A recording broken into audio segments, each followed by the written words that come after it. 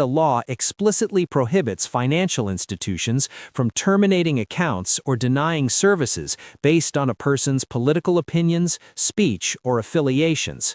According to the complaint reviewed by Bloomberg, Trump's lawyers state that, quote, debanking is a matter of public interest and significant importance to all consumers and businesses in the United States of America. They argue that J.P. Morgan Chase, given its history and size, is a central actor in what they call a troubling saga. This lawsuit frames this not just as a personal grievance, but as part of a broader campaign against the weaponization of the banking sector. The allegation is that financial institutions are acting as ideological gatekeepers. From Asia's largest news headquarters, setting the agenda for Bharat.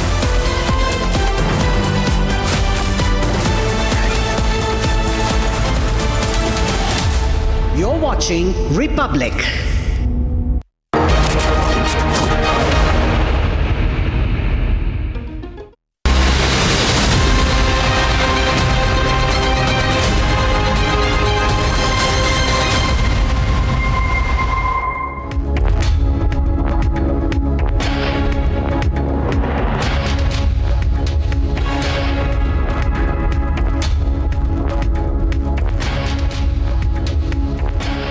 Thank you for joining us on the live report at 12 p.m., ladies and gentlemen. We've had several crashes in India in the last 1 year. And yet, we are not ready to put the passenger first. Our focus on the live report are on two stories that put passenger first, the citizen first. Here are the headlines.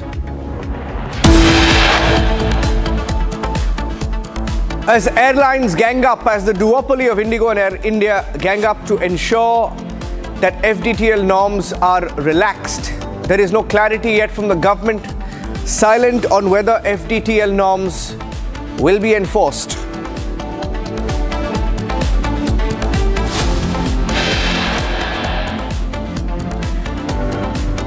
Is there a big aviation cover-up? The 2023 crash involving the same plane, the Learjet 45, and in 2026 in Baramati, similar crash, similar unexplained flip. There was no final report filed even in the Mumbai 2023 crash. Is there an aviation cover-up?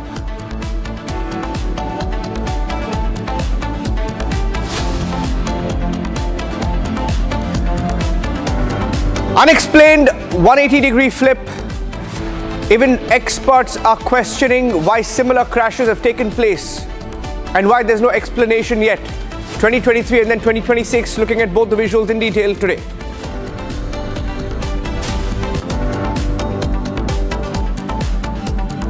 And Priya Sachdev has been summoned after Rani Kapoor goes to court, claiming that she was unaware of all her assets being taken away.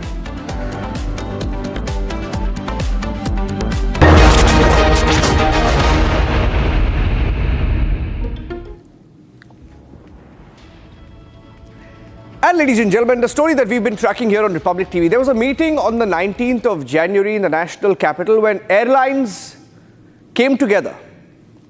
Indigo, Air India, SpiceJet, others came together, met government officials a week ago seeking relaxation in the FDTL, or the flight duty time limitation norms. What are these norms? These norms essentially ensure that pilots are well rested. The meeting took place a week ago. And these airlines want the FDTL norms to be delayed indefinitely. The airlines have been trying really hard to ensure that FDTL is not enforced. Indigo tried it when there was chaos. Indigo went to the government. They blamed FDTL. They got a temporary breather from the DGCA.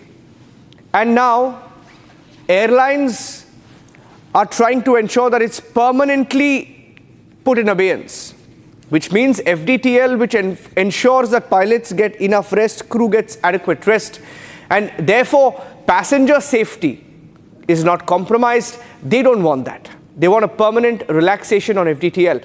I'm going across to Shravan, who's joining us, because the government is silent. Government is completely silent on this. We've been trying to get the version of the DGCA, trying to get the version of the airlines and the government on whether airlines and the duopoly of airlines, including Indigo and Air India, get their way. Because when the Indigo chaos took place last year, Indigo cited the FDTL rules to indefinitely try and push the FDTL. They got a breather till the 2026 February. Till the next month, they were given a breather. But now all airlines are coming together and saying that they want a permanent relaxation on FDTL. Now, I'm going across to my colleague Shavan, who will be joining us live. This is the story. When you look at the details of how airlines have come together, take a look at, for example, what Indigo said. Indigo said in their report during the chaos that there was a crunch in the manpower, there was miscalculation. They tried to blame it on how they were unable to gauge the kind of manpower requirement that would be needed for FDTL. They tried to use the FDTL as an issue to explain the chaos, to justify the chaos. And now all airlines have officially come together. And this meeting, which never went reported until Republic put it out a few days back, we put the details out, and we have now learned that airlines are really pushing hard and the government is silent. Shavan is live. Now, why we are doing this story non-stop on Republic? Why are we asking these questions, again and again? Because, Shavan, there is no clarity from the government. We tried asking those questions. There is no statement. They're not answering questions. Calls going unanswered. What's going on? Well, in fact, Niranjan, first let me just explain what are these norms that we are talking about and how does that impact you and I? FDTL norms are essentially norms by which you would perhaps give the much needed rest to the pilots. This is just one of the many norms that we are basically talking about, but this has a direct impact on the well-being of our pilots. One of the reasons why that in the past you have seen several pilots actually refusing to fly because they have basically crossed the limits and they are not in a position to fly any further, and that is the reason why you would have come across several instances when pilots are refusing to fly further. That's happened, resulting in delays. Now, what really happened a year ago? In fact, you've had the pilot associations knocking at the doors of the court, hoping that the court would basically give the instruction to the DGCA, the regulator, to take the final call as far as these norms are concerned. And in fact, the court had given strict instructions to the DGCA that the FDTL norms are supposed to be implemented. But what essentially happened in the month of December was a classic example of how leeway has been given to all the airlines by DGCA. For instance, in the case of Indigo had made a request that they needed more time to make the necessary changes as far as the rosters are concerned, and they were basically given time till about February.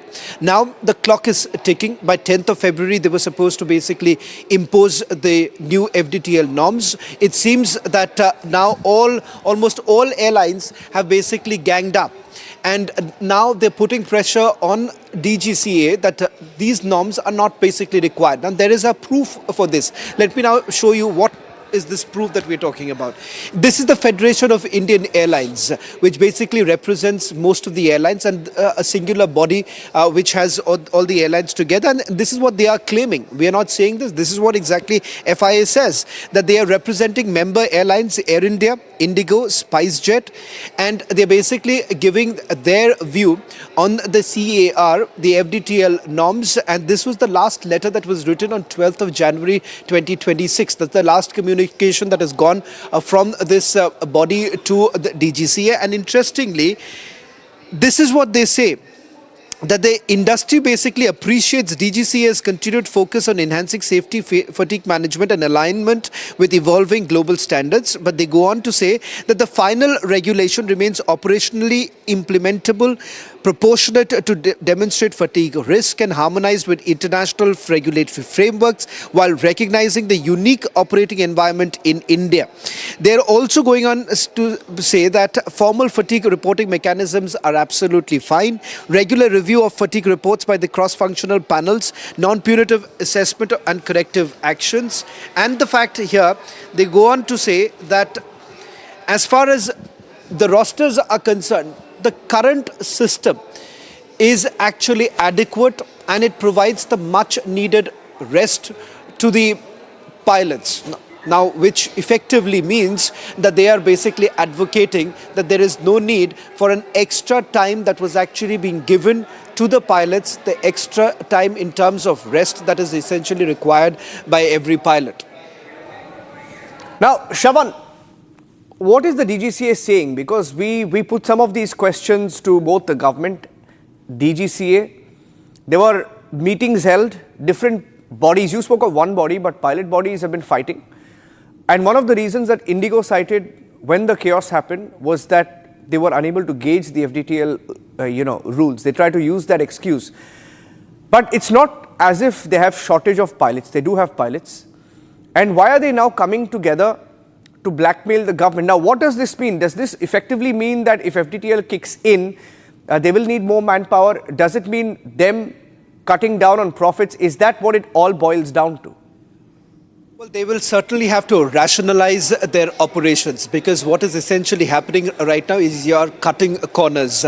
In fact, at some level, it is also the risk factor which every airline is basically assessing, and they are basically saying push the envelope, asking a pilot to basically go ahead and continue with perhaps an extra flight if need be, which effectively means that the pilots are working under some sort of a duress. The much needed rest is not actually given to them, because if you go by the new FDTL norms, which provides them an extra day to actually rest, which means that somewhere down the line, the airlines will have to start rationalizing their routes.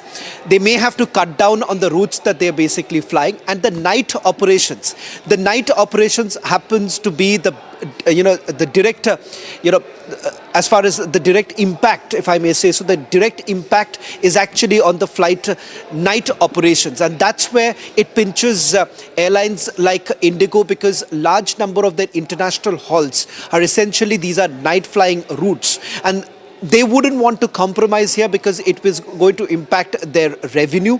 And it all boils down to simply one thing. It's about revenue for the airlines. It's not about human cost. It is not about perhaps safety of the pilot as well as safety of the passengers. That isn't paramount. A question has already been asked to the DGCA as to why exactly are you so very lenient when it comes to demands that have been made by the airlines. Because if you look at what happened in the case of Indigo, all that Indigo had to do is basically write to the DGCA that they are not in a position right now to implement the FDTL norms, and they perhaps would require more time. And more time was actually granted to them. Till about February, they were basically given the time so that they can implement the new rules. And in all likelihood, it's not going to happen. Yeah, okay. Shravan, I'd like to thank you at this point. We're keeping a close track on this story. In fact, we're asking the questions to the minister, the junior minister, the DGCA, and all stakeholders in the story. Let's see where the story goes. But ladies and gentlemen, passenger safety first. We have crash after crash. 10 months ago, we were talking about the crash in Ahmedabad. We don't have answers. Let's look at the crash that took place yesterday. Now, questions are being raised about how India's aviation body, the DGCA, the government, DGCA comes under the government, and under the DGCA, there is another body called the AAIB. All these crashes happen, but does the investigation actually happen? I'll show you two pictures right now on the show. Take a look at this video. In 2023, ladies and gentlemen, look at how similar these crashes were. How similar these crashes actually were. In 2023, that's the crash involving the same jet, the same Learjet 45, exact same jet in a rainy / fog condition.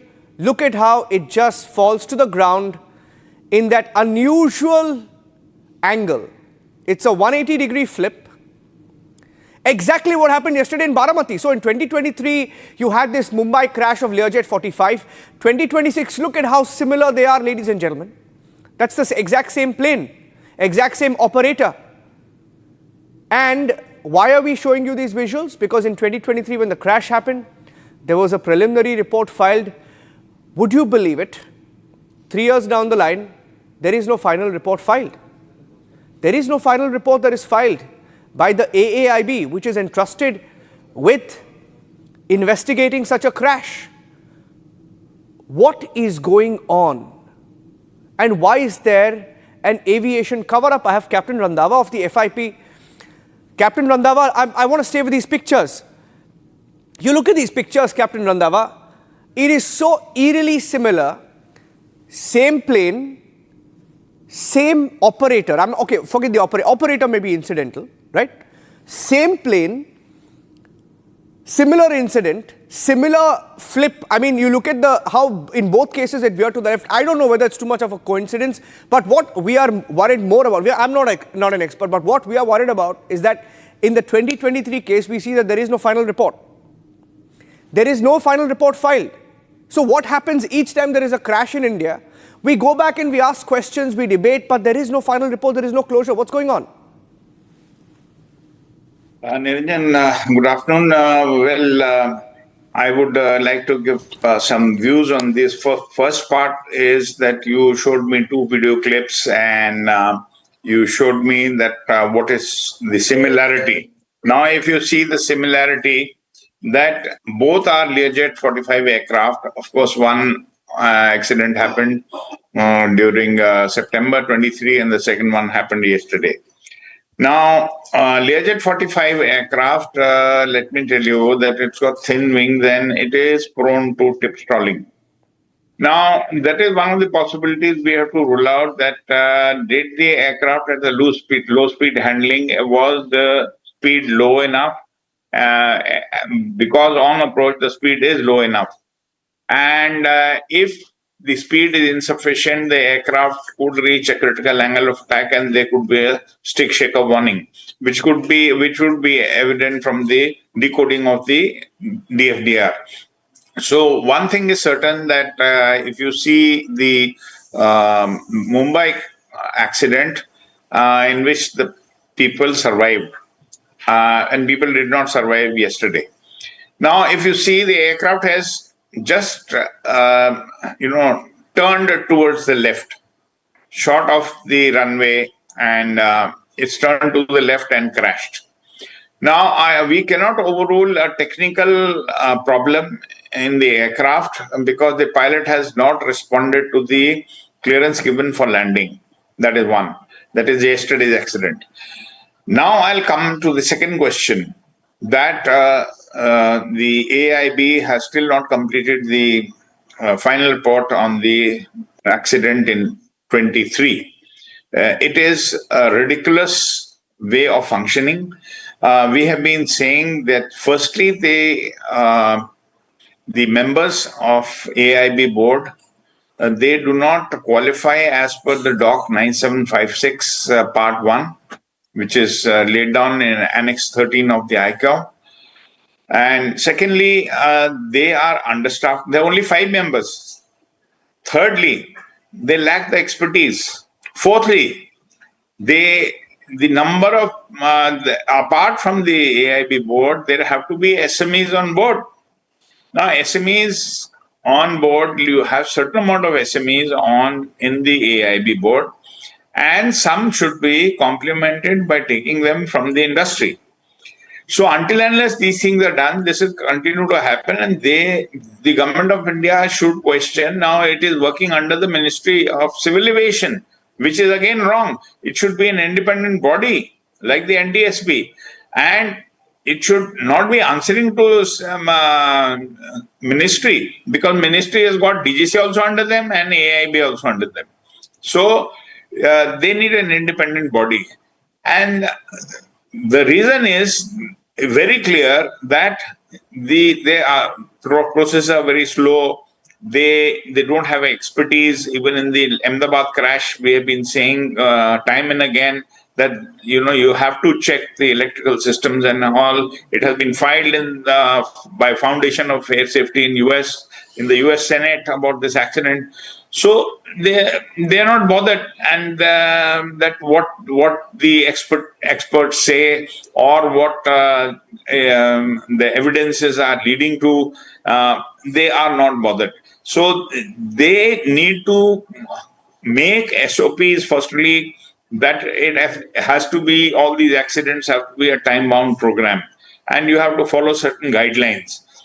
So until and unless all these are spelled out and the government insists, nothing is going to work, and it will continue this way things are going on. The next point I would like to touch upon, Niranjan, is that I'm quite unhappy by the way the airports are coming up in India. We've been raising this question since Mr. Scindia was the Civil Aviation Minister, that these airports you are making or which are being revamped, these airports, small airports, they lack the basic infrastructure of the equipment. At these airports where the UDAN routes are also operating, they do not have, they are VFR airfields. So they require 5 kilometers of visibility for the visual cues and the visual conditions. And all over the world, the 5 kilometer norm is there. Under special VFR, you can reduce this, but those are only to select operators. DGCA gives the clearance and select pilots. Yeah. So now we come to the next question that when these airports are designed, made, then you have ILS, you have VOR, like the US airports where the flying clubs operate. Here you have nothing. The other day there was an accident of Redbird, but it was not due to visibility. But I'm just saying that they get constrained once we have to produce the pilots. And the second problem is most of the airports, they fall under less than 5 kilometers visibility. The flying cannot take place. So you have to have a mechanism. You have to have aids at the airports, and you must have ATCs at the uncontrolled airports. Also, you do not make them uncontrolled airports. And yesterday we saw that 2 pilots are controlling the aircraft from a mobile van. So these all things need to be fixed up. You cannot be, go ahead, go gaga. Okay, we are expanding. We are becoming third largest aviation.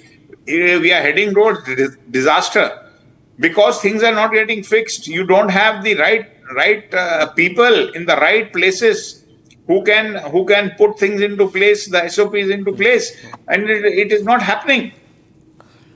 Over to you, Niranjan. Yeah, thank you, Captain Randhawa. In fact, let's tell you what we found extremely interesting is that, Captain Randhawa, I'm going to show the details of the report because we are hearing that in many cases crashes happen, preliminary reports are filed, but a final report is never filed for some strange reason. The final reports are never filed, and that is why it is extremely strange. Because in 2023, a crash happened. This is the picture, by the way, from Baramati yesterday. But there was a crash in 2023. Let's go back to the pictures. Only a preliminary report was filed. There was no final report, and it was the same jet. It was the same jet, and it was a similar crash. There was a preliminary report. There's no final report. There is no conclusion. There are no details of what went wrong. So, and that is why people have questions, and people are asking these questions of the aviation body, of AAIB, which comes under DGCA, which comes under the Ministry of Civil Aviation. What is going on? If there are crashes, if there are incidents, and these incidents are never probed, there is a serious problem. And that is why we are bringing you these visuals, because they're extremely similar in nature. We talk about how big airlines like Boeing, etc., they've been let off the hook. Pilots are being harassed in the case of the AI-171 crash. The families are speaking on record. So we speak about pilots, but we never speak about either the giants who make these planes or the engine makers. We never hold them to account. We never investigate them. That's the allegation. And if there is an issue, a serious issue of being understaffed, should that have been addressed? When will we address that? We here at Republic will continue to raise those questions. That's it. Thank you, Captain Randhawa, for joining us. We thought we should highlight this because we found it extremely strange that there was no final report that was filed. Leaving it at that, ladies and gentlemen, that's it on this edition of the live report. We'll take a break. We'll come back with another controversy of Bangladesh, which has now said it will sue ICC. It will protest against ICC. There are some bizarre comments coming in from Bangladesh. For how long will we continue to take this blackmail? That's our focus. next at 12:30. Thanks for watching.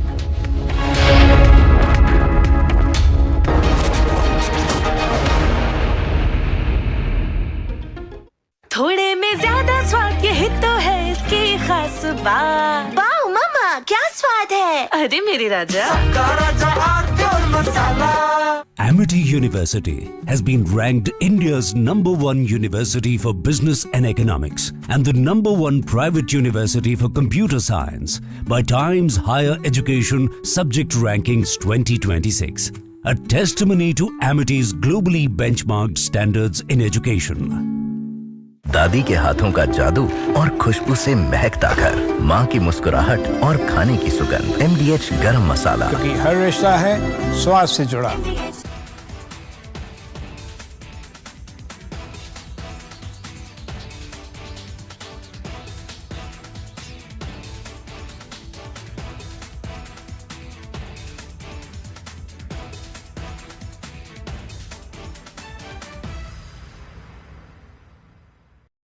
In a major escalation between the White House and Wall Street, President Donald Trump has filed a massive lawsuit against one of the world's most powerful financial institutions. The president is suing J.P. Morgan Chase and its CEO, Jamie Dimon, seeking at least $5 billion in damages.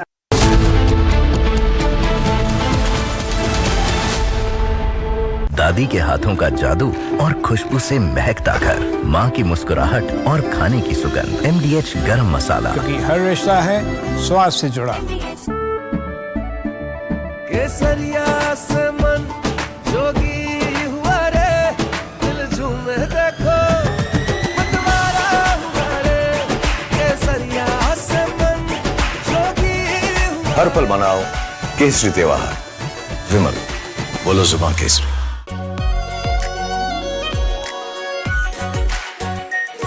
Pure shahi paneer masala, delicious, healthy every day. In a major escalation between the White House and Wall Street, President Donald Trump has filed a massive lawsuit against one of the world's most powerful financial institutions. The president is suing J.P. Morgan Chase and its CEO, Jamie Dimon, seeking at least $5 billion in damages. No, I haven't stopped it. No, he debanked to me. So we'll see if that beats anything, but I think it should. You shouldn't be debanked. Get debanked if you don't have money or if you fall to have this great company, and all of a sudden I was told, no, you can't do that. It's so wrong.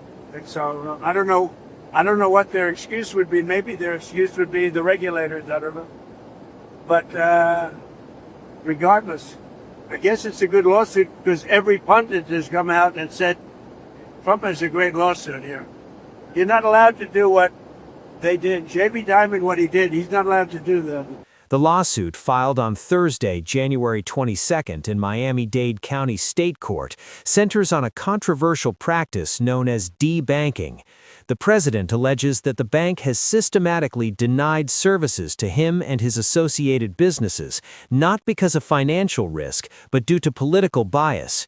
This isn't just a dispute over a checking account. This is a high-stakes legal battle that accuses the largest bank in the United States of trade libel, bad faith, and violating state consumer protection laws. The core of the complaint is that J.P. Morgan Chase violated Florida's deceptive trade practices law. The legal team for the president argues that Florida law explicitly prohibits financial institutions from terminating accounts or denying services based on a person's political opinions, speech, or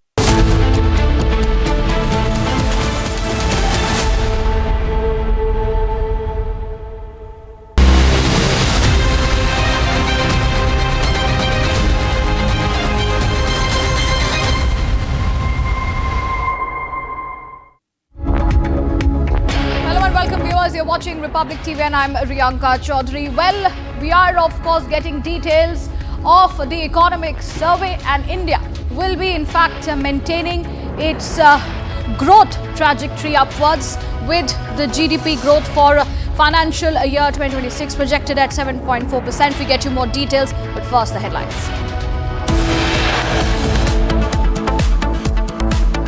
Top headlines coming in as airlines continue to blackmail. Government maintains silence on relaxation of FDTL norms.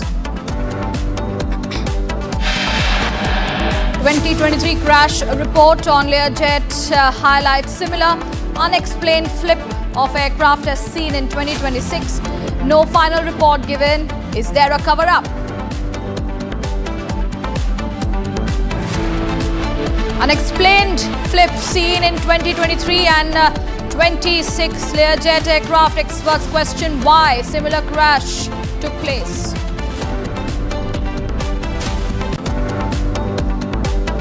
Sanjay Kapoor legacy battle in court. Delhi High Court issues summons to Priya Sachdev in plea filed by Rani Kapoor.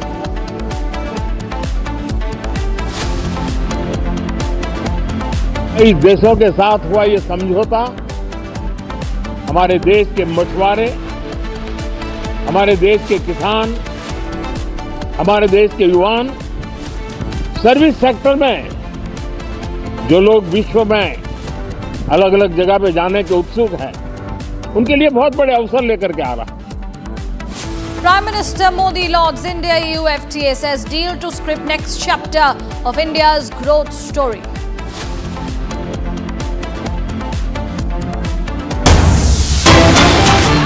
Breaking news coming in, viewers. India is set to retain its position as the world's fastest growing major economy, with the Economic Survey estimating GDP growth of 7.4% for 2026 and projecting growth of 6.8 to 7.2% in financial year 27, which is driven by ongoing economic reforms, tax reliefs, and diversification in manufacturing that are boosting investment and output.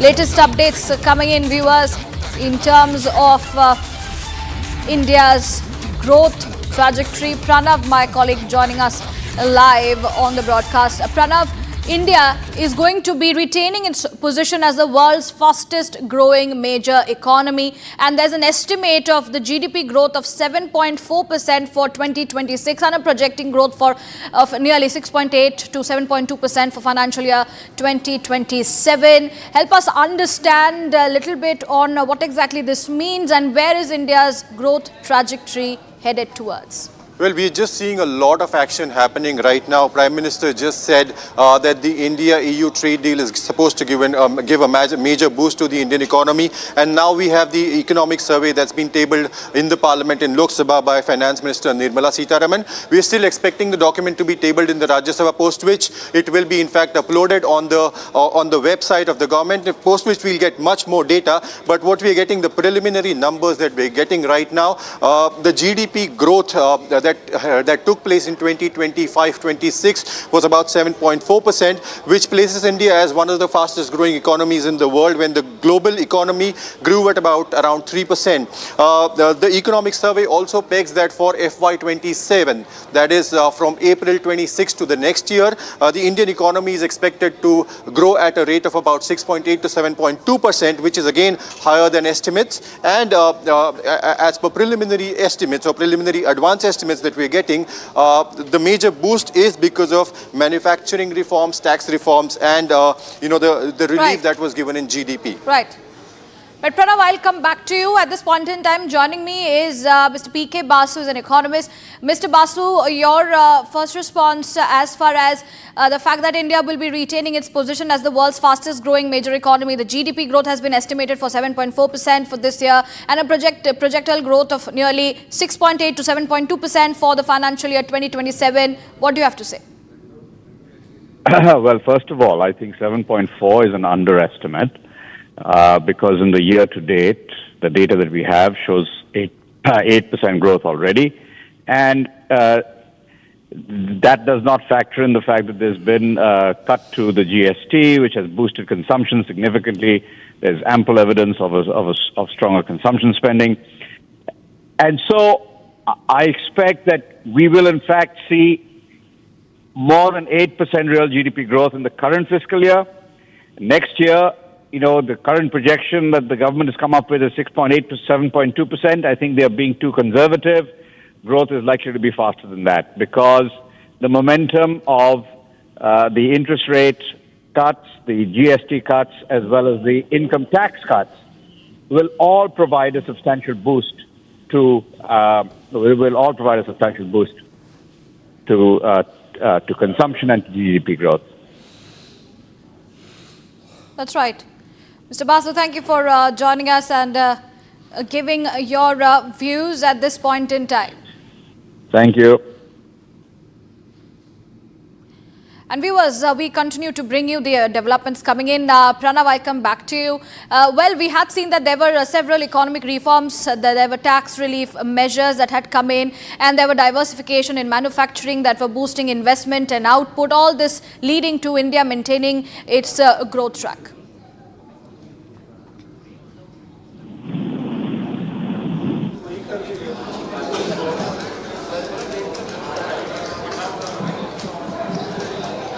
Okay, let me go across to our senior executive editor Abhishek Kapoor joining us.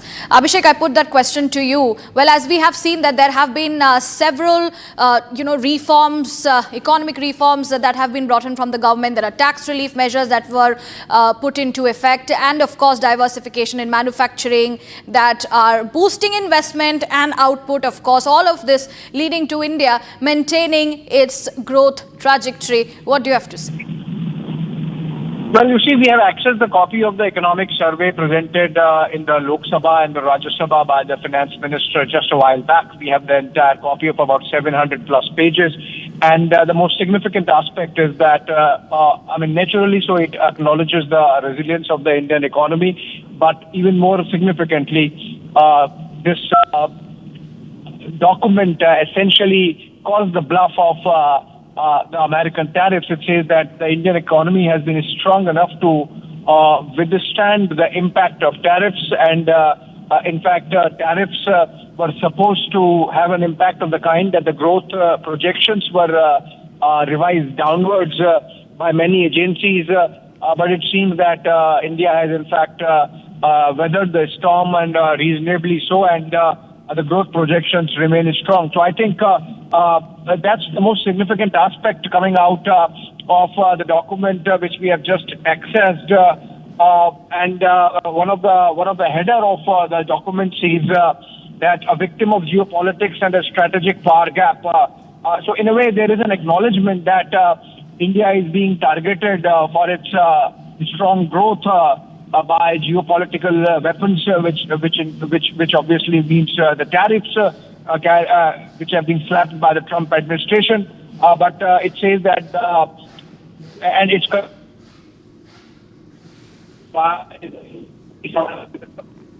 psychological.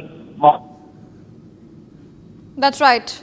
Abhishek, thank you for joining us. Let me go across to Pranav, who continues to be with us on the broadcast. Pranav, over to you.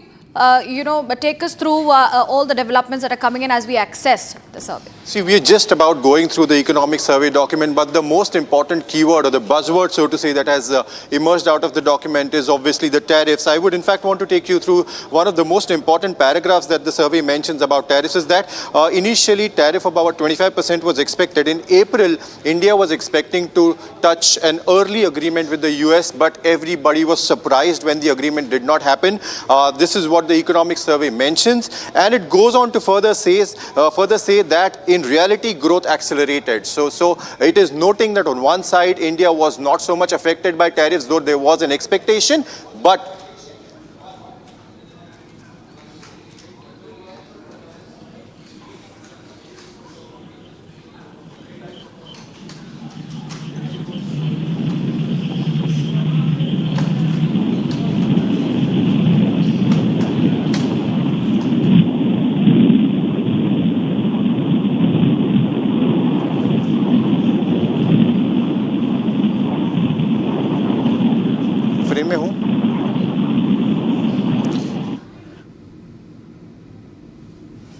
All right, viewers, the developments coming in as we access the economic survey. Well, there have been talks about growth, which it mentions that the growth is good and the outlook remains favorable. Inflation is contained, and of course, other aspects in terms of external liabilities are low. Banks are healthy. Liquidity conditions are comfortable, credit growth is respectable, corporate balance sheets are strong, and the overflow of funds to the commercial sector is robust. And there is also mentioning of the fact that there have been 3 global scenarios for 2026. Although the global growth and trade have held up better than expected, few are certain why this is the case. There is a lingering concern that the negative effects of the ongoing global political and economic turmoil may manifest with a lag, and fragility, uncertainty and episode shocks are increasingly structural features of the system, and the balance of risks has shifted over the past year. The financial markets are already pricing this fragility. Gold rose from US dollar 2607 to USD 4315 per ounce in 2025, reflecting a weakening US dollar. Expectations of persistently negative real rates and the market's growing assessment of geopolitical and financial health risks that are also, of course, taking forward. Mr. Ajay Bagga, economist, joining us live. Mr. Bagga, what do you have to say in terms of the economic survey which has now been accessed? Although we see there is no effect of Trump's tariffs, India will continue to retain its position as the fastest growing economies. Yeah, we are the fastest growing major economy in the world. That position has been once more, it has been put in place by the economic survey. The focus areas, if you look at, one is investment, second is urbanization, third is artificial intelligence. And it is acknowledging that there is an issue with the global trade oil, with the trade wars that have been unleashed in the world. It is acknowledging that, but it is also showing what all is going right in terms of the government policies. And it gives a forward-looking statement on what will be the focus areas for the next year. That's right. You know, but what do you have to also say about the plans that are coming in? Okay, let me go across to Pranav. Pranav, please take over from here. Well, Mr. Bagga, my question is that the rupee continues to be, underperforming. In fact, just today we've seen that the rupee has hit an all-time low, and the economic survey mentions that rupee is a casualty of foreign capital flows drying up. Just want to understand, why are the Indian capital flows drying up at a time when the Indian economy looks so promising, sir? Pranav, the issue with India started with the valuation of the Indian markets, and we saw. Should I stop? No, please continue, sir. Okay. We saw some FPI outflows based on the valuation. Second, if you see the incremental funds that are coming across the emerging markets, a lot of that has gone into companies and countries with artificial intelligence specialists. So we lack companies and sectors which are very directly linked to artificial intelligence. That has been an issue. The rupee fall, if you see, has been based on the lack of a trade agreement with the US. Second, we have seen these continuous outflows by the FPIs, which has caused this weakness in the rupee. We have underperformed last year, both on the stock market as well as on the rupee versus other emerging countries. But again, our outlook is that earnings will recover this year, and you will see outflows being converted into inflows. The economic survey talks about an imminent US trade deal, which will happen within this year. So all those are positives, Pranav. One more thing is that the survey also mentions that the global environment is fragile, but the Indian outlook is positive. What are some of the tailwinds that you're expecting in the months ahead? Yeah, it's a very good question. We are the fastest growing major economy in the world. In fact, India really stands out if you look at IMF or World Bank or any other surveys. We are an order of magnitude higher than major economies in terms of our growth. The tailwinds are the good work done by the government over the last few years, where we have spent a lot on infrastructure. That comes back in terms of a GDP multiplier, and we are seeing those benefits coming through. The PLI schemes have been quite successful, and the focus is on increasing manufacturing jobs, skilling, urbanization, and getting Indians onto the global supply chains. Looking at import substitution very closely, we have a $100 billion trade deficit with the Chinese. They don't want any goods from us, and we are importing a lot of intermediate goods from them, which we are then finishing and sending ahead to the rest of the world. Defense indigenization and becoming a big defense exporter. I think these are a few of the big priorities for the government. Apart from their welfare measures, increasing the productivity in agriculture, making credit available to MSMEs and the farm sector. I think these are a few of the things. And because of the good work done over the last few years, we are seeing those tailwinds in the economy. It's a very resilient economy. Consumption is growing. The GST cuts, income tax cuts, and RBI rate cuts of last year have set up the stage well, and the government has managed its finances quite well despite the GST cuts. The government has managed its fiscal glide path. So the markets will be looking also at the fiscal deficit number, and we are expecting a 4.2% number for the next year, and the government will manage with that. The upside, which is very much there, is on disinvestment. The government is owning about 40 lakh crores worth in public sector companies and their share in companies where the government is the promoter or joint promoter. Any small disinvestment there can change the fiscal math. So like IDBI Bank is being talked about, that's a 1 lakh crore company available. LIC, for example, the government is still holding about 96%.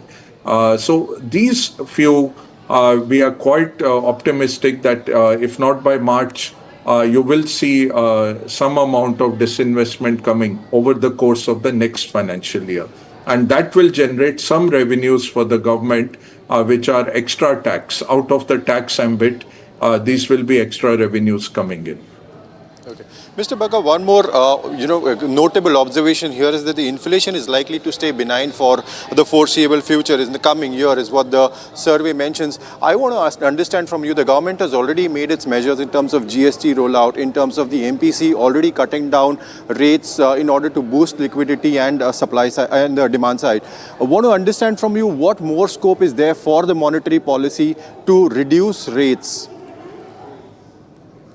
Very good question, and we are in a bind. If you look at yesterday, the US Fed did not cut rates, and now it's a given that till May, it does not look within Powell's term, there won't be any rate cuts coming in the US. What that puts a strong curtailment is on the RBI to be able to cut rates. It is needed because when your inflation is so low, but your bank rate is so high, the real rate in the economy is too high.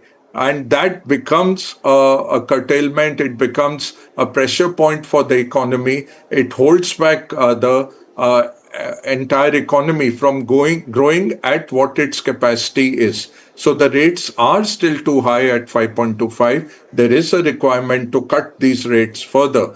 But the RBI's hands are being held back, by the rupee weakness, second, by the Fed not cutting. Maybe by June we will get a Fed rate cut. So that makes it difficult, but definitely domestically there is monetary space. The rates are still too high. Easily a 50 to 75 basis point rate cut can come over the next 1 year. But it might get postponed because of what's happening on the currency front and what's happening on the global central banks front.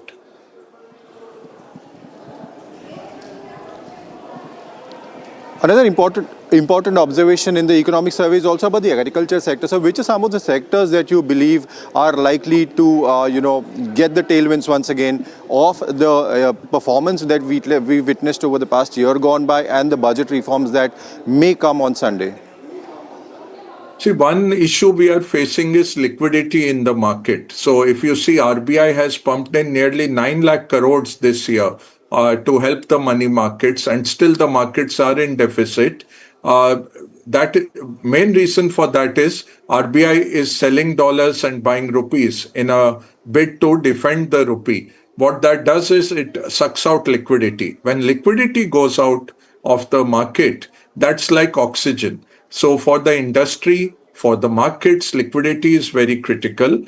So that the government and RBI are working very closely to address that issue. That will help. The banks' balance sheets are very deleveraged. Banks are able to lend.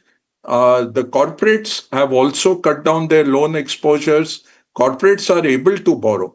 But the private capex is not coming because your capacity utilization has still not reached levels where you need to put on new factories. The PLIs, the government subsidized schemes are working. So we have had a huge turnaround in, say, defense exports, in electronic exports, all the EMS sector.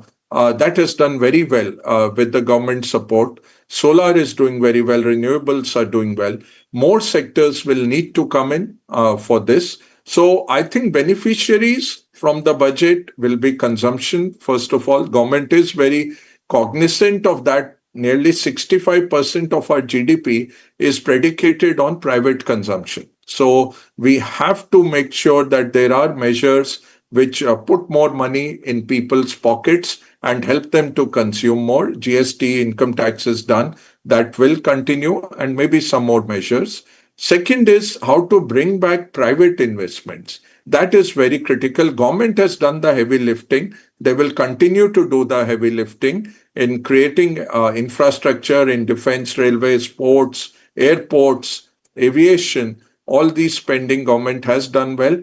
That is needed. Third will be manufacturing. We cannot become Viksit Bharat without having a very strong manufacturing backbone. And government has plans sector by sector, industry by industry, with PLI schemes, with other schemes. I'm sure we will see some of those getting announced in the budget.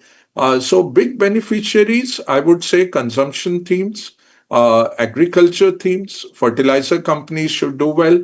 We are hoping for an enhanced allocation to the farm sector, which will help all the industries connected to the farm sector, from tractors to tillers to chemicals to fertilizers and banks, which are big suppliers of credit to the sector. Second, we are looking at some PLI schemes, at least a mention of that. You don't need to bring them in the budget, but the allocation that we see, that will be critical. Defense should get a big boost. Railways should get a big boost from the budget. Road sector, so construction, and related to that, cement, all these would be beneficiaries from the budget, is my perspective. In fact, what we are expecting thus is obviously the capital flow, that is the capital expenditure that the government has been doing. We are expecting that to get a further boost in this budget. Agriculture, manufacturing are some of the sectors. Abhishek, in fact, we having the document that's been uploaded on the Finance Ministry website. What are the first things we're getting from the economic survey? Well, you see, it's going to be a while before we go through the entire document. At 736 pages, it's perhaps the longest economic survey in recent history. And we can go to Ajay Bagga on that. But my quick takeaways, that one, it underscores the resilience of Indian economy by saying that the macros are fantastic and that we have weathered the headwinds very well. In fact, it goes on to say that India has been of late a victim of geopolitics, and by which, of course, we know the Trump administration-related headwinds that not just India but rest of the world is also facing. But specifically on the issue of tariffs, the fact that it was a double whammy apart from 25% that Trump levied on us. Another 25% was levied because of our purchase of Russian oil. So in that context, it mentions that despite those double tariffs, so to say, India's economic growth has been resilient and in fact has beaten expectations. And that gives them and the government really that much headroom to take the reforms process, which Prime Minister mentioned as reforms express even further. You can take comment from Ajay Bagga on whether we have actually been a victim of geopolitics, as the economic survey says, and whether we have really weathered it at a level which the economic survey acknowledges in terms of both the government being fiscally conservative, sticking to targets, not just sticking to targets, beating the targets, and then delivering on growth trajectory. It also mentions that private capital also needs to be crowded in, and on that maybe Ajay Bagga can throw more light as to how that has to happen, because that's something which has not been happening for a while.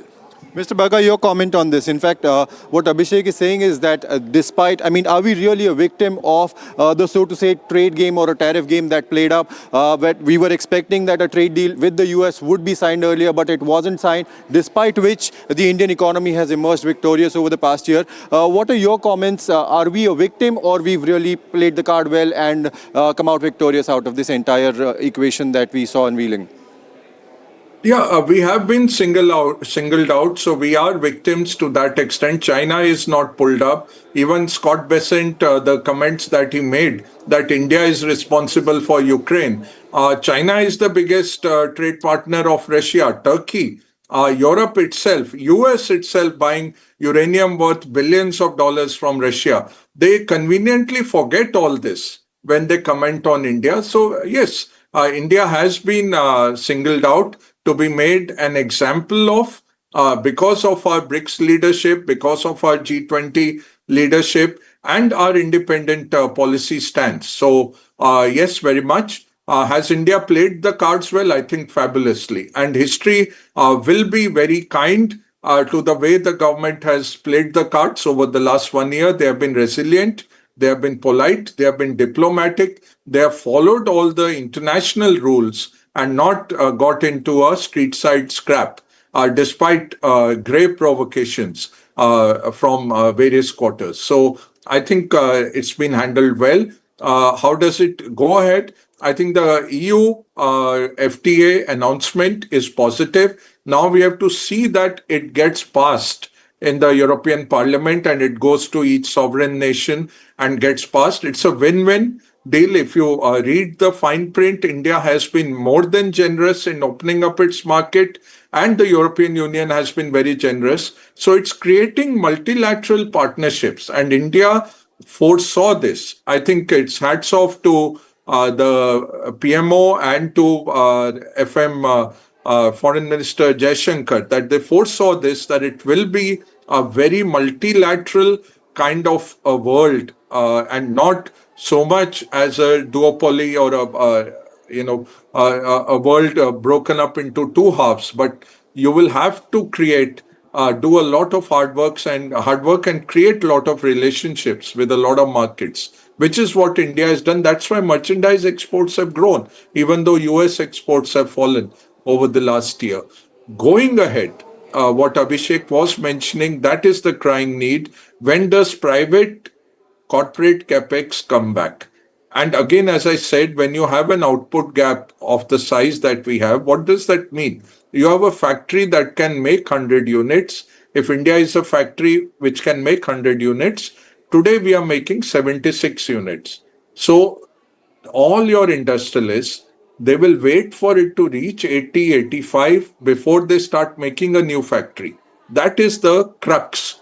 And how do you do that? You do that by fiscal spending. You do that by subsidizing, setting up new factories, by helping them export. If you have surplus capacity onshore, you export that surplus capacity.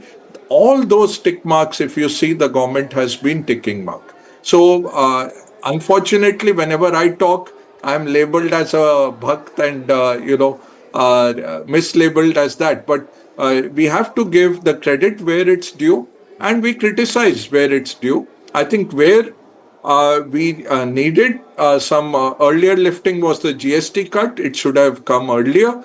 RBI has not cut rates as much as we should have. The interest rate, the real interest rate is very high, and policies on the foreign capital. We cannot say that we don't need foreign capital or tax them so highly.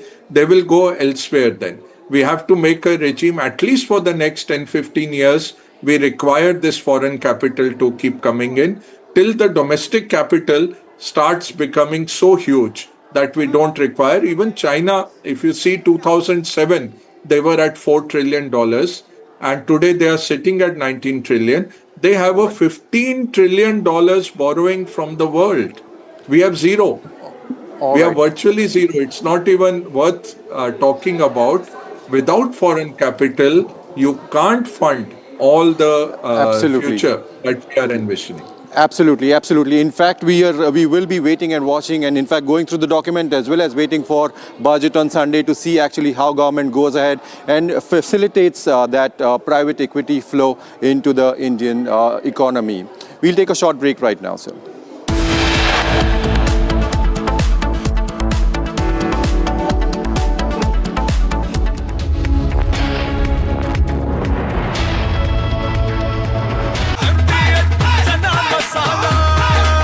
अब छोलिया हो या लोबिया, सफेद चने या काले चने, सब कुछ मजेदार बने। Amity University has been ranked India's #1 university for business and economics and the #1 private university for computer science by Times Higher Education Subject Rankings 2026, a testimony to Amity's globally benchmarked standards in education.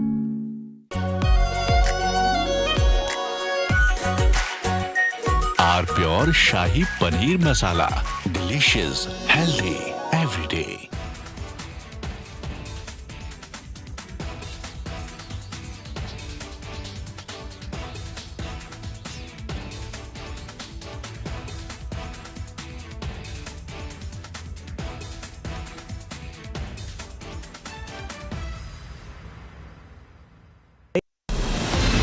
From Asia's largest news headquarters, setting the agenda for Bharat.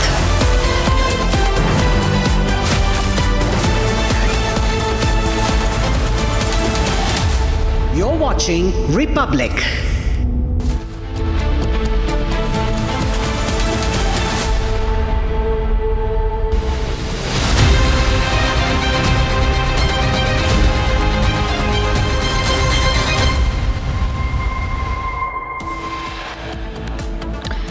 As airlines continue to blackmail the government, maintain silence on relaxation of the FDTL norms. 2023 crash report on Learjet highlights similar unexplained flip of aircraft as seen in 2026. No final report given. Is there a cover-up? Unexplained flips in 2023 and 26 Learjet aircraft. Experts question why similar crash took place. Sanjay Kapoor legal battle in court. Delhi High Court issues summons to Priya Sajdev in plea filed by Rani Kapoor. के साथ हुआ ये समझौता हमारे देश के मछुआरे, हमारे देश के किसान, हमारे देश के युवान, सर्विस सेक्टर में जो लोग विश्व में अलग अलग जगह पे जाने के उत्सुक हैं, उनके लिए बहुत बड़े अवसर लेकर के आ रहा। Prime Minister Modi lords India EU FTA says deal to script next chapter of India's growth story.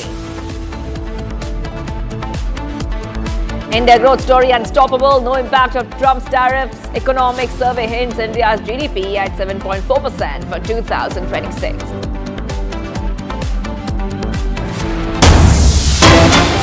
With the 2026 Tamil Nadu Assembly elections approaching, speculation is growing that the former AIADMK leader O. Paneerselvam could eventually realign with the NDA as parties within the alliance, including the BJP and the TTV Dinakaran-led AMMK, are actively engaging on seat sharing and broader coalition strategy, raising the possibility of super NDA. This is a huge update coming in, viewers. Will OPS be reuniting with the NDA? After TTV Dinakaran, OPS could join the NDA. And that means if this happens, the super NDA would be including the BJP, the AIADMK, TTV, Ramadas, OPS and others. This is a huge update coming in on Republic TV because there was an option which was given to the expelled AIADMK leader O. Paneerselvam to return to NDA as an ally of AMMK. And it looks like he will take that option and join the NDA. Shardha joining us live. Shardha, big updates coming in. OPS is hinting he will reunite with the NDA. Well, right, Shivangi, OPS left the NDA factor in last July 2025. And now he's stating that if Edappadi K. Palaniswamy is agreeing for him to join in the unification, that he has agreed to it, and he's also requested TTV Dinakaran, who recently joined the NDA, to talk to Party General Secretary Edappadi K. Palaniswamy to allow OPS and his factor to join the AIADMK party back. This is the fight that OPS has been doing for a very long time now. He's been asking for the unification of the AIADMK, but Edappadi K. Palaniswamy has been pointing out that OPS was the one who attacked the party office after he was not given the post of the Party General Secretary, and that he went against Amma's policy of not fighting, not creating interpolitics, and that's what happened. And now O. Paneerselvam questions that he is ready to join NDA under the AIADMK factor, but the question looms whether the Edappadi K. Palaniswamy, the Deputy General Secretary of the party, will give him the position to join the AIADMK under the NDA for the upcoming elections. That's right. Well, thank you for getting us all those details, Shardha. Coming back to you for more as we approach the Tamil Nadu elections. A brief disruption was reported in Kerala's Palakkad when a woman offered namaz in the middle of a busy road, triggering traffic chaos and a tense situation at the junction. Here's more.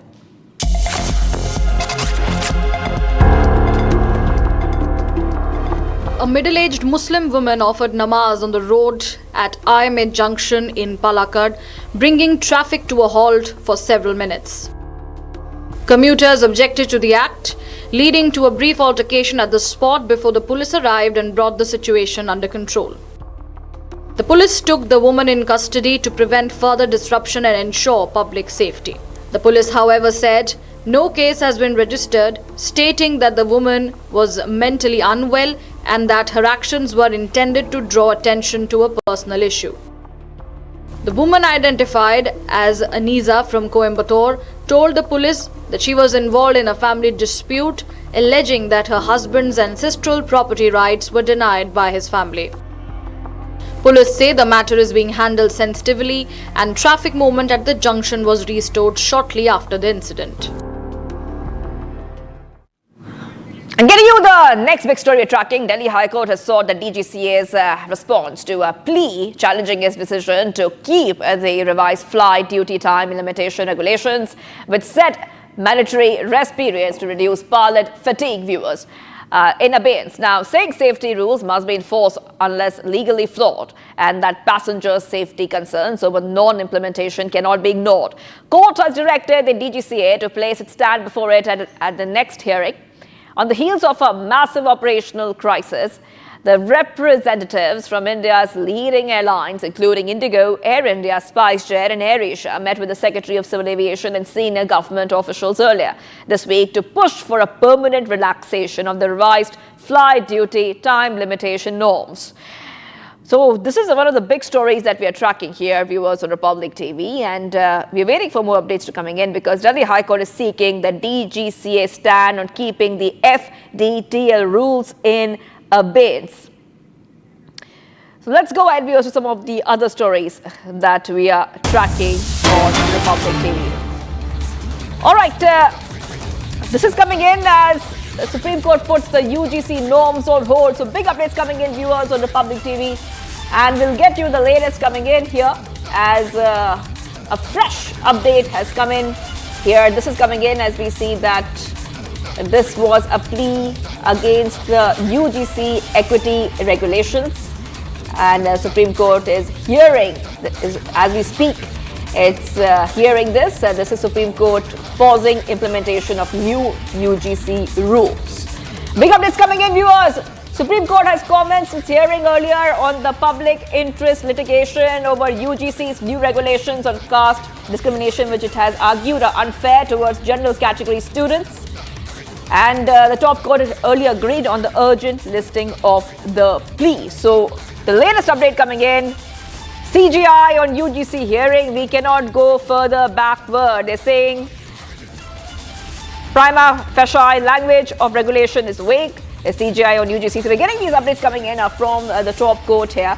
And as we keep getting our viewers more updates, let's tell you exactly what is happening right now. The Supreme Court is hearing on the UGC regulations, and it stayed UGC's new regulations, viewers. The plea was challenging UGC's new regulations was started in the Supreme Court bench led by the Chief Justice of India, Suryakant, and Justice Bagchi taking up the matter, and the hearing is continuing. We're getting you all these updates coming in. Let's go to Shravan, our Deputy Executive Editor. Shravan, getting us top updates from the court. Over to you, Shravan.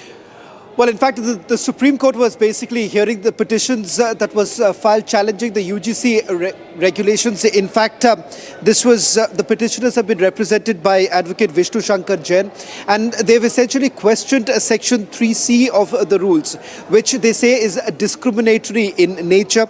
In fact, Vishnu Shankar Jain, who's basically argued before the court, said that the definition of discrimination under the UGC regulations is essentially flawed. He's submitted that it runs contrary to the Constitution, which basically treats discrimination as applicable to all citizens, whereas the UGC rules, he said, addresses only specific categories. It is about the inclusion of the other backward classes as far as these rules are concerned, which there has been large-scale protests that have basically taken place on the ground, saying that this is discriminatory in nature and perhaps could also be in a manner that could be also misused against the upper castes. And the fact of the matter here is that several of the lawyers had basically issued an ultimatum. A section of the Allahabad High Court had given the government about 48 hours of an ultimatum to withdraw the regulations. There has, of course, been a political fallout also that has basically taken place on this entire matter. But in the court, it seems now with the matter being taken up after multiple petitions that were basically filed in which they have challenged the amendment that has been brought in as far as the rules and regulations are concerned. That's right. Okay, top court says the provisions are prima facie vague and capable of misuse, Shravan, because we're getting these updates coming in right from the apex court. Supreme Court asks Union to redraft the regulations. Till then, its operations are kept in abeyance. Shravan, keep getting us those updates coming in from the top court. Well, in fact, Justice Bagchi has said that when 2C is already ingrained in this entire provisions, why bring a separate provision? The Chief Justice of India saying that if we don't intervene, it will basically lead to a dangerous impact and it will divide the society and will have a grave impact. Chief Justice Suryakant has also issued a notice that is been sent and asked to be returned by 19th of March, where SG has basically accepted this notice. The notice has been issued to the centre. Now, this is with regards to the rules that have been brought in, and these rules that were basically brought in back in 2019 too. And there is a change, there is an amendment that has been brought in with the government, which the government has also basically spoken about. Now, the Supreme Court has basically stayed the UGC promotion of the Equity Regulations 2026. ये कहा जो हम लोगों ने बोला भी था कि भाई अगर इस तरीके के रूल रेगुलेशन जो कि 3C की हम बात करते हैं, अगर इस तरीके के रूल रेगुलेशन बनाए जाते हैं तो कहीं ना कहीं एक पर्टिकुलर कास्ट को टारगेट किया जाए, जिसको जर्नल कास्ट हम लोग कहते हैं, और उनको टारगेट करने का मतलब ये है कि कहीं ना कहीं आप बंटवारे की राजनीति कर रहे हैं। और 77 साल के बाद अगर इस तरीके के रूल रेगुलेशन बनाए जाएंगे हमारे देश में, वो कहीं ना कहीं जो हमारा संविधान कहता है एकजुट रहने की बात, उसको कहीं ना कहीं आप उससे अलग जा रहे हैं। अगली सुनवाई सर कब होनी है? 19 मार्च के लिए मामला जो है दोबारा से रखा गया। केंद्र सरकार की तरफ से सर क्या दलीलें रखी गई सर? आज केंद्र सरकार की तरफ से कुछ ज़्यादा नहीं कहा गया है। उन्होंने कहा है कि हमें समय चाहिए। अब समय जो है 19 मार्च की डेट है, उससे पहले उनको जवाब फाइल करने के लिए भी कहा गया। तो आप यहाँ पर सोच सकते हैं कि जो याचिका है All right, getting these updates coming in, viewers. We'll try to get, of course, go ahead and get more on this story. This is a huge update we're getting for our viewers. And the latest is that the UGC norms of 2026 has been put in abeyance until Centre redrafts it. So breaking news coming in on this. This is coming in the backdrop of the Supreme Court also asking the Centre to redraft the UGC regulations and saying the provisions could be misused. Huge updates coming in, viewers. Remember, these regulations were earlier formulated with the objective of promoting equity in higher education, but was opposed. We also saw that there was a lot of controversy over this. There was an uproar on social media. There was a lot of protest. And many had expressed how the terminology caste-based discrimination is defined in the UGC regulations. Opposed that, we saw that many petitions were being filed in the Supreme Court contending that the regulations promoted discrimination against the general classes. Another petition challenged Regulation 3C, which defines caste-based discrimination, contending that the provision should be caste neutral. So we have seen in the past few days itself that there have been a lot of widespread debates and protests in different parts of the country on the ground of the apprehended threat to the general category. Now we see that the big update coming in here on Public TV is that the Supreme Court has asked the Centre to redraft the UGC regulations. माननीय supreme court ने जो UGC regulations नए नियम पास किए गए हैं उस पर सुप्रीम कोर्ट ने रोक लगाई है, उसको एबियंस में रखा है और सुप्रीम कोर्ट ने अपनी पावर्स को एक्सरसाइज करते हुए अंडर आर्टिकल 142 जो यूजीसी रेगुलेशंस 2012 हैं उनको इन ऑपरेशन किया, उनको प्रभावी किया। अगला कदम क्या रहेगा, क्योंकि इसमें सुप्रीम कोर्ट की अब सुप्रीम कोर्ट ने इस मामले में केंद्र सरकार को और सारे पक्षकारों को नोटिस जारी किया है और इस मामले की अगली सुनवाई 19 मार्च को निर्धारित की गई है। 19 मार्च को क्या कुछ होने की संभावनाएं हैं? अब ये तो कोई व्यक्ति प्रेडिक्ट नहीं कर सकता है। केंद्र सरकार से जवाब मांगा है, केंद्र सरकार अपना जवाब देगी, फिर मामला आगे बढ़ेगा। मेन काउंसिल नहीं आएगा, वो जा रहा है सर, इंग्लिश में कर देते हैं।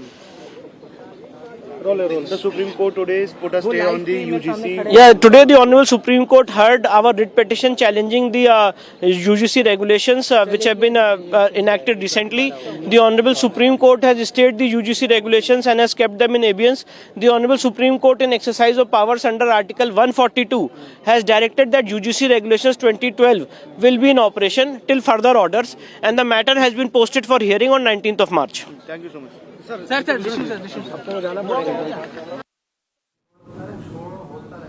all right, let's go straight across to my colleague. I'm joined by Sarthak, who's joining us live. Sarthak, take our viewers through what has been happening inside, because it's very, very clear that the CGI has made it very clear we cannot go further backward, coming in the backdrop of multiple protests and the controversy which had erupted, saying that these regulations were one-sided. Yes, Sarthak, go ahead.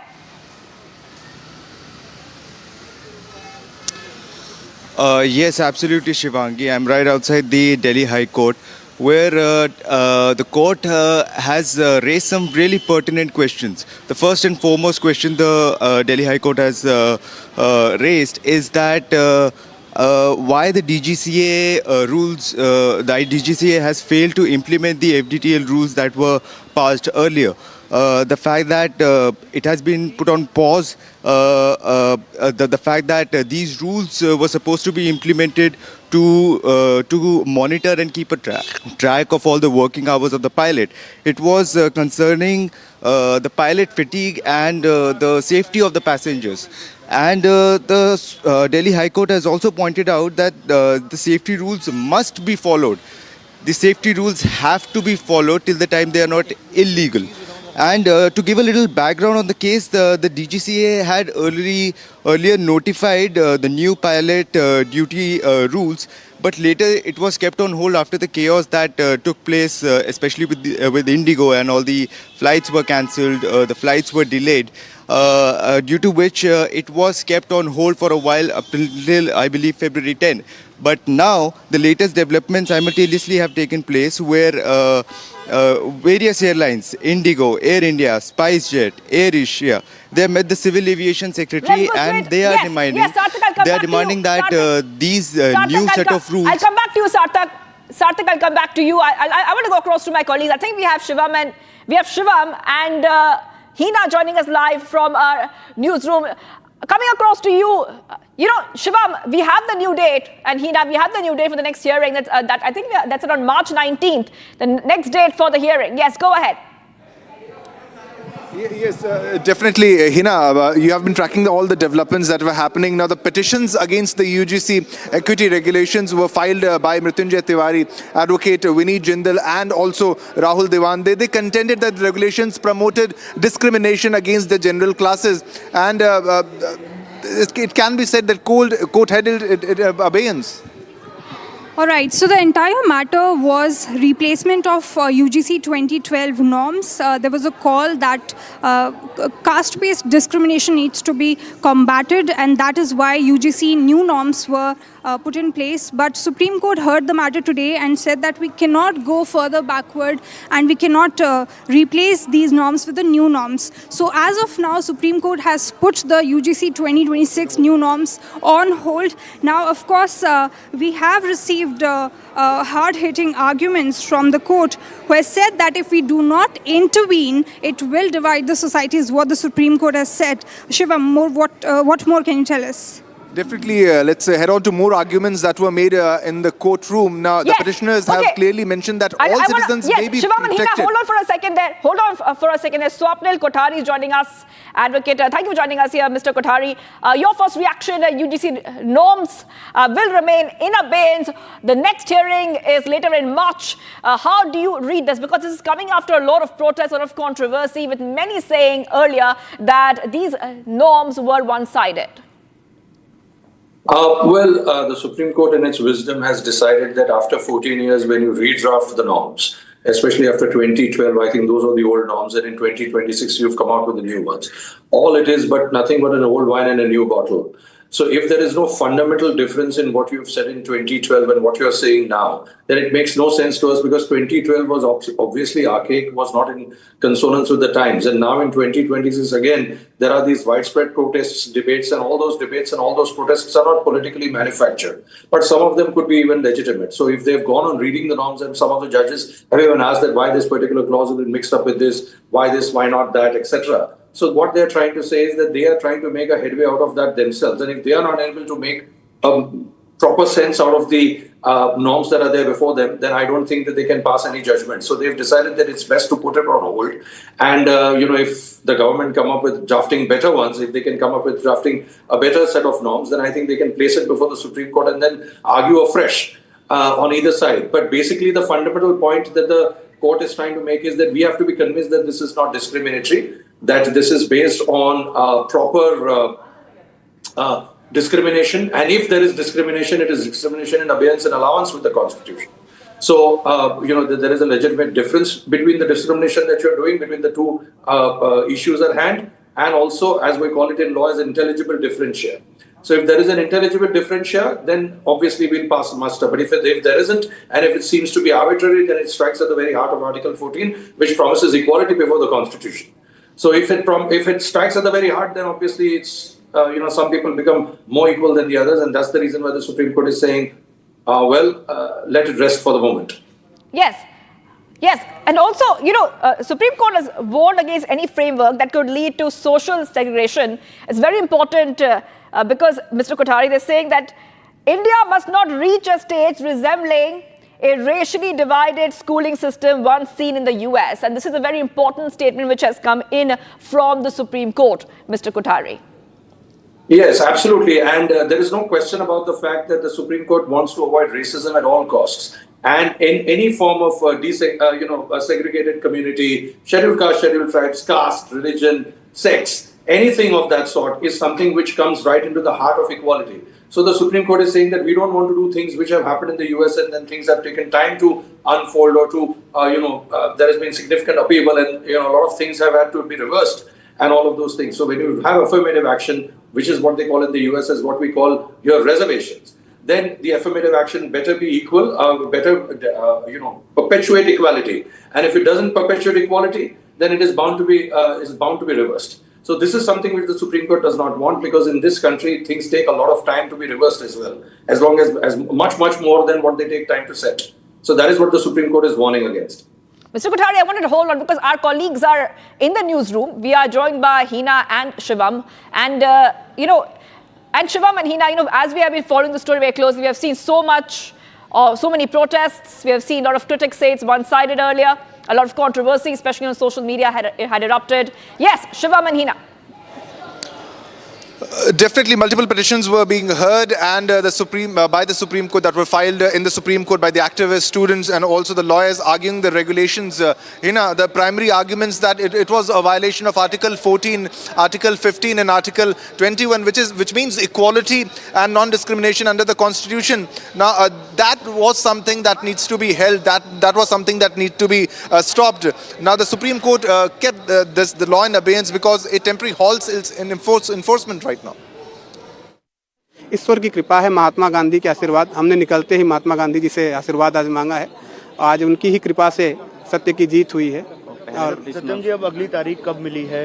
अगली तारीख 19 मार्च की है। 19 मार्च की जी, ठीक है। केंद्र सरकार से जवाब मांगा गया? केंद्र सरकार से जवाब मांगा है। केंद्र सरकार को इशारा कर दिया गया है कि आप इसमें सलाह लीजिए, इसमें और विद्वानों से करिए, और ये नहीं चलेगा रेगुलेशन, और ये रेगुलेशन जाएगा। हमारी कोशिश है ये रेगुलेशन पूरा जाए।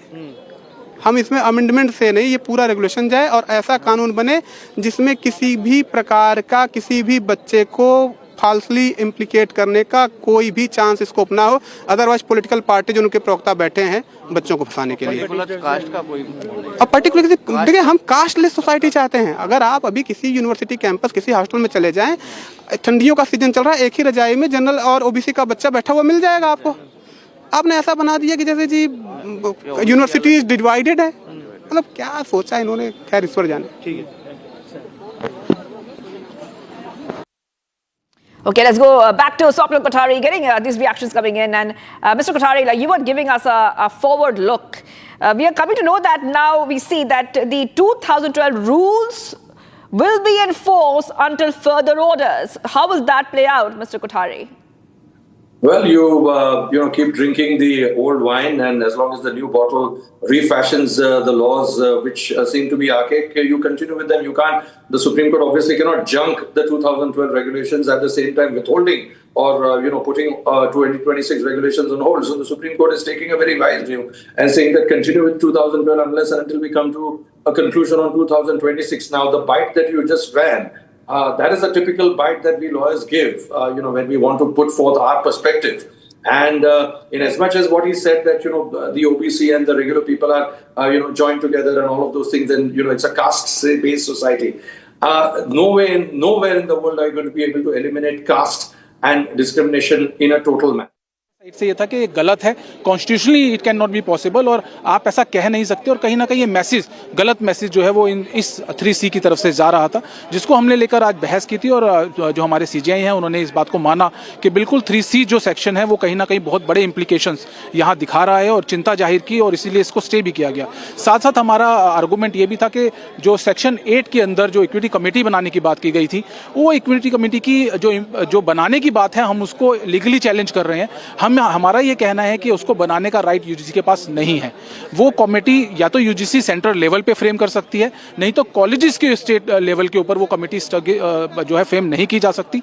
साथ साथ उसके अंदर जनरल कम्युनिटी का रिप्रेजेंटेशन को लेकर कोई भी बात नहीं कही गई थी, जो कि गलत है। जब सब कम्युनिटीज को आप रिप्रेजेंटेशन दे रहे हैं तो कहीं ना कहीं वहाँ पे समानता के अधिकार के साथ आपको जनरल कम्युनिटी का भी रिप्रेजेंटेशन वहाँ होना चाहिए था। इसके साथ आर्गूमेंट एक और था कि जो शिकायत करने की जो प्रक्रिया है, उसमें अगर कोई शिकायत झूठी करता है तो उसके ऊपर क्या एक्शन होगा, या फिर कोई शिकायत बार बार करता है तो उसके ऊपर क्या एक्शन होगा। तो इस चीज़ को लेकर भी यहाँ आज बात की गई, और CJI ने इस बात को माना कि बहुत सारे फॉल्स हैं यहाँ पे जिनको भरने की जरूरत है। और इसी को लेकर एक सजेशन CJI की तरफ से आया। उन्होंने ये कहा है कि एक कमेटी यहाँ पे गठित की जाए, जिस कमेटी के अंदर जो लीगल एक्सपर्ट हों वो होने चाहिए, जो एकोमोडेशन हों वो होने चाहिए, जो सामाजिक कार्यकर्ता हैं जो इस सस्पेक्ट के बारे में नॉलेज रखते हैं वो होने चाहिए।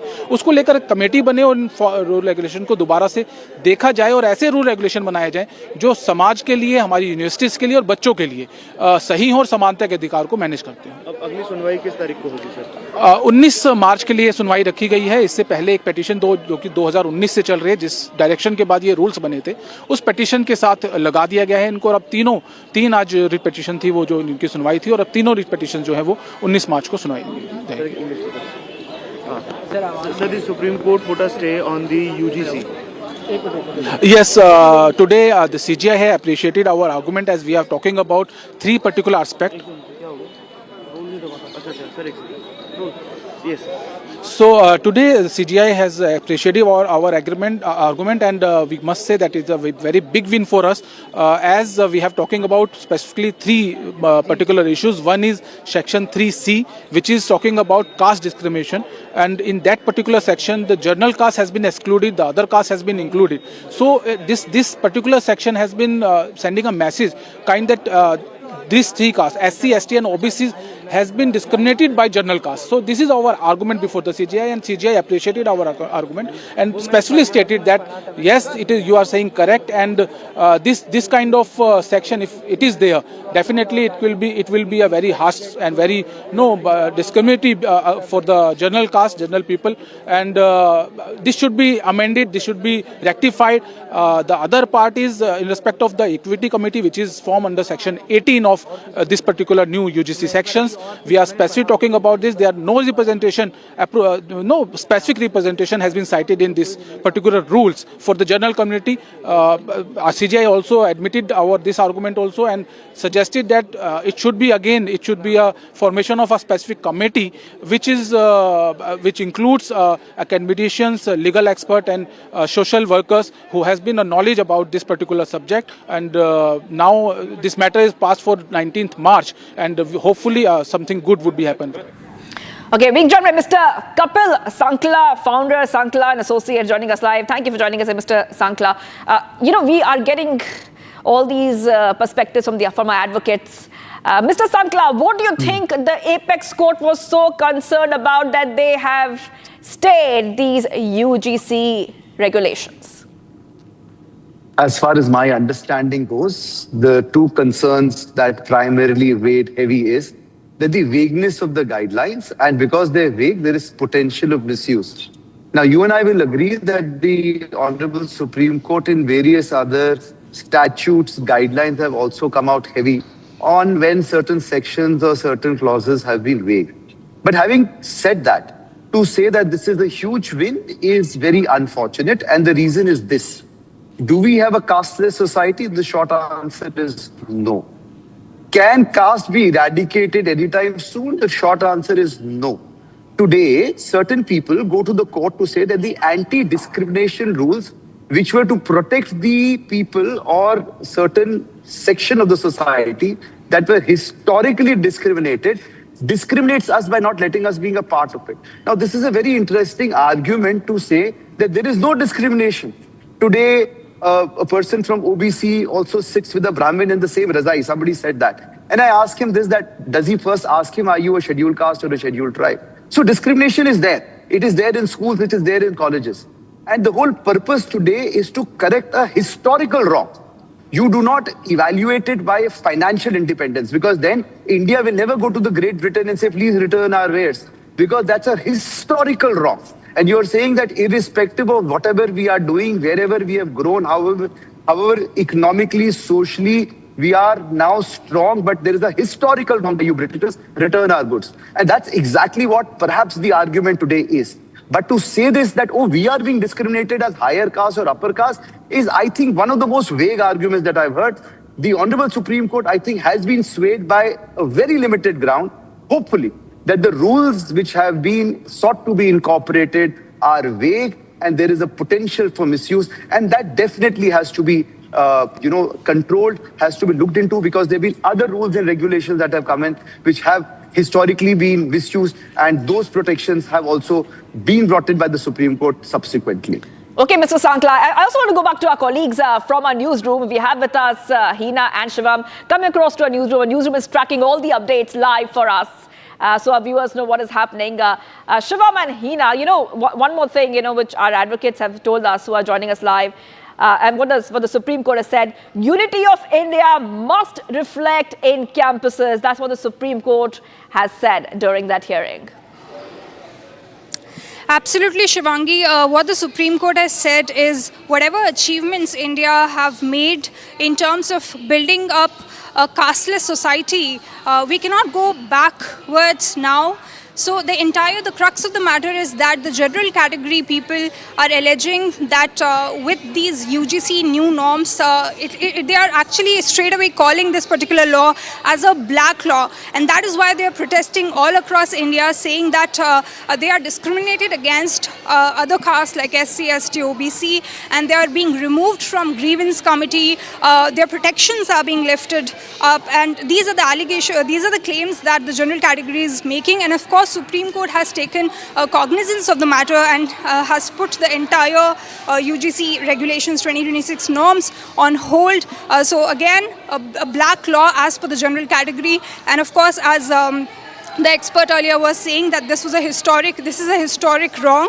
The caste-based discrimination should not be in place in India, and we cannot go back further. What more can you tell us, Shivam? That's right. Okay. Shivangi, specifically the arguments that were being made in the court, and I would like to refer to the arguments that were being made by the council and the response from the CJI. Also, they were seeking a stay on this definition on caste-based discrimination, because primarily this is caste-based discrimination. That is something that was unwanted. No student body would be approving of such a discrimination in the campus also. And this was being said by Jan, that I'm seeking a stay on this definition on caste-based discrimination. Our guests want to come in here. As well. Mr. Swapnil Kothari joining us again. Advocate Mr. Kothari, you can continue, speaking about this. But a lot of people would like to know that since the 2012 rules are enforced until further orders, what was the difference between the 2012 rules and the 2026 UGC regulations, and the main highlights of that? Well, the main difference was that it's tried to remove the discrimination, but there are certain definitions which are coming in the way. Now, for example, 3C, which has been stayed, clearly says that caste-based discrimination is defined as discrimination based on SC, ST, and OBC. So where is the general category? The general category is the one that discriminates against these three categories the most. So if you don't include that category as well, then obviously the definition is falling short, or you've removed the very specific people who are more privileged from the area. So that is something, that's the reason why it flies in the face of Article 14, it's not equal. Section 18 again, or rather Clause 18 again, talks about equity committee. That means you're following a committee which can decide rules, regulations. Now in that, what is the formation of the committee? Who's going to decide? Are there going to be people from underrepresented sections of society? If they are not, then this section again is discriminatory. Because if you are seeking to remove discrimination, then you have to give an equal platform. For example, if I'm a person who's capable of affording an educational fee at a particular private institution, and you want to create equality based on the basis of the fact that somebody from a lower caste is not able to come into the fold or into the same school because that person is lacking money. If he has money, then obviously he or she will be able to take admission. But if he or she is not having the means, then how would that person come into and get admitted? So that is where you are seeking to remove discrimination. And if that is the purpose, then how is it being achieved? It is not being achieved. So basically, you've just window dressed definitions. You've come out with it, but it's not actually achieving the objective. And for the moment, we as the Supreme Court are going with all the arguments that have been made by the people who are challenging these regulations. So let's put it on hold and let's continue with the old one. Yes. Mr. Sankla, I want you back with us as well. Mr. Sankla, the court emphasized that victims must not be left without a remedy. How do you think this is going to work in terms of the ongoing grievances which need to be handled? Well, to answer this, I will go further to what Mr. Kothari was saying, an eminent lawyer. And I will perhaps not agree with him completely, with respect on the aspect of whether caste is birth created or whether it's created by your financial condition. Now, if somebody is born to a particular caste, can he buy his way out of that caste? The short answer is no. Your surname sticks with you. So therefore, I think we need to now segregate between, discrimination that takes place because of your birth, that's your surname, your caste or your jati, and discrimination based on your financial condition.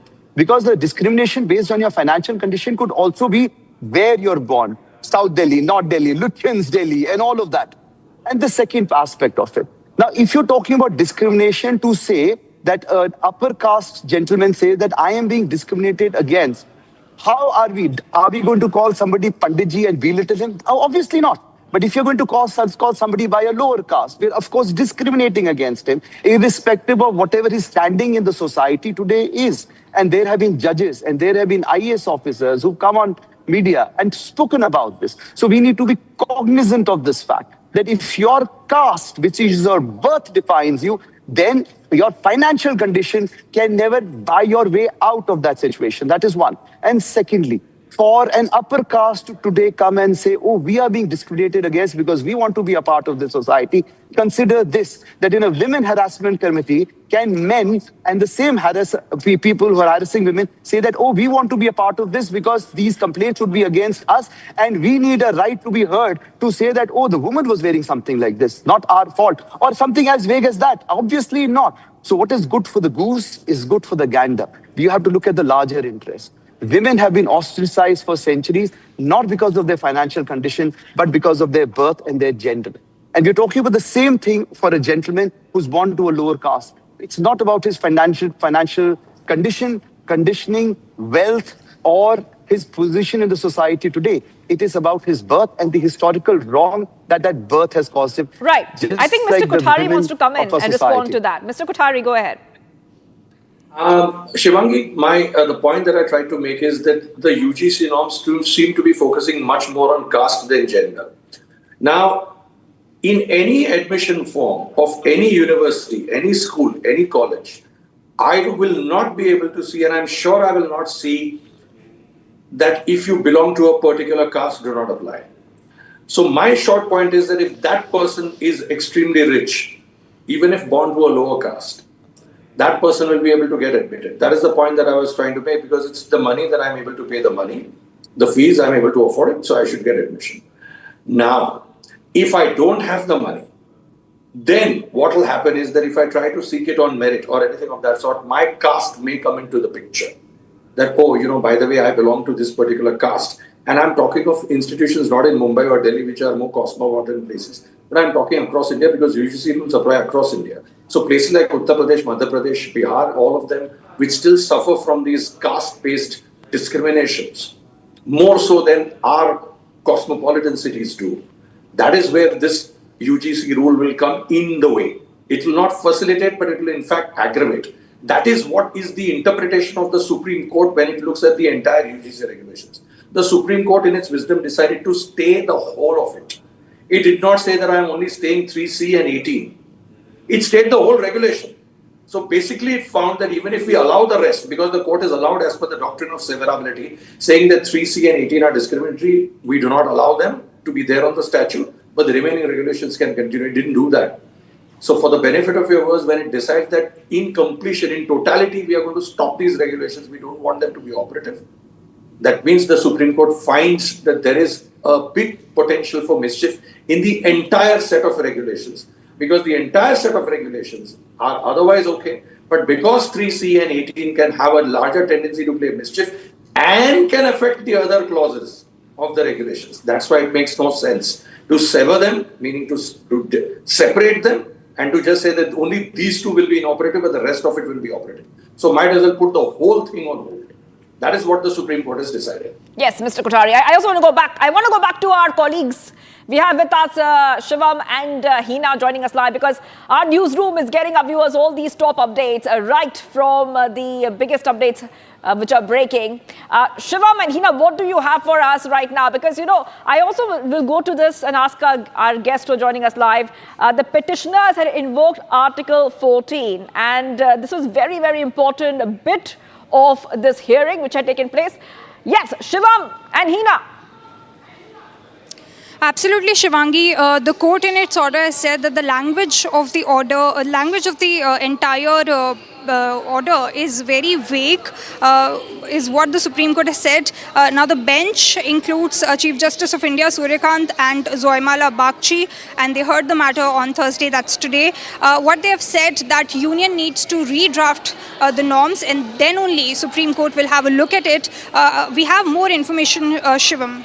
No, but We also need to know more about the controversy, how the controversy erupted, and why the norms were not liked by the student, especially what did it include, especially the UGC, that is Promotion of Equity in Higher Education Institutions Regulation 2026. Now let me run you through all what was the provisions and architecture of it.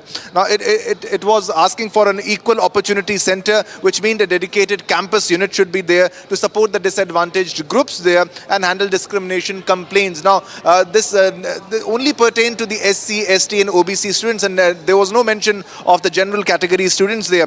Now also there was to be included the equity committees, which were mandatory bodies that had to be chaired by the head of the institution, that is the vice chancellor or principal, to inquire into the grievances. Now diverse representation was also there. As per that committee must include representatives from SCs, STs, OBCs, women and persons with disabilities, but categorically there was no mention of the general class or the general category. Also there was the rule that a 24/7 support system must be in place, that is an online complaint portal, and a 24-hour equity helpline should also be in place there.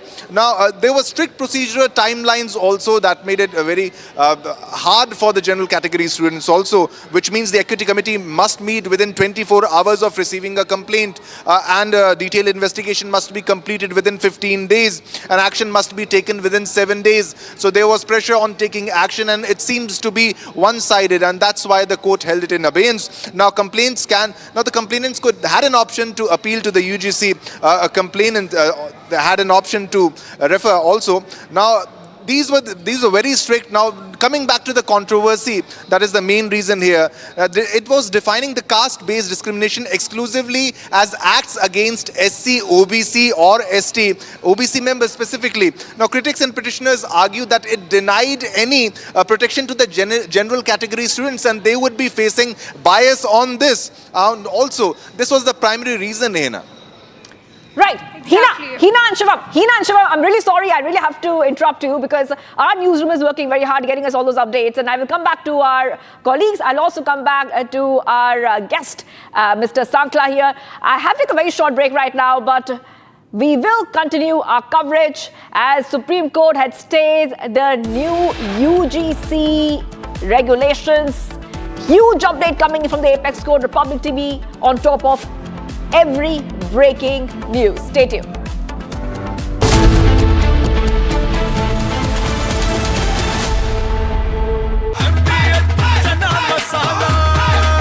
अब छोलिया हो या लोबिया, सफेद चने या काले चने, सब कुछ मजेदार बने। केसरिया से मन जोगी हुआ रे, दिल झूमे देखो मतवारा हुआ रे, केसरिया से मन जोगी हुआ। हर पल मनाओ केसरी त्योहार। विमल, बोलो जुबान केसरी। आर प्योर सूजी पास्ता उबालो मिलाओ और खाओ 8 मिनट में तैयार। क्या टेस्ट है सबका राजा आर प्योर मसाला।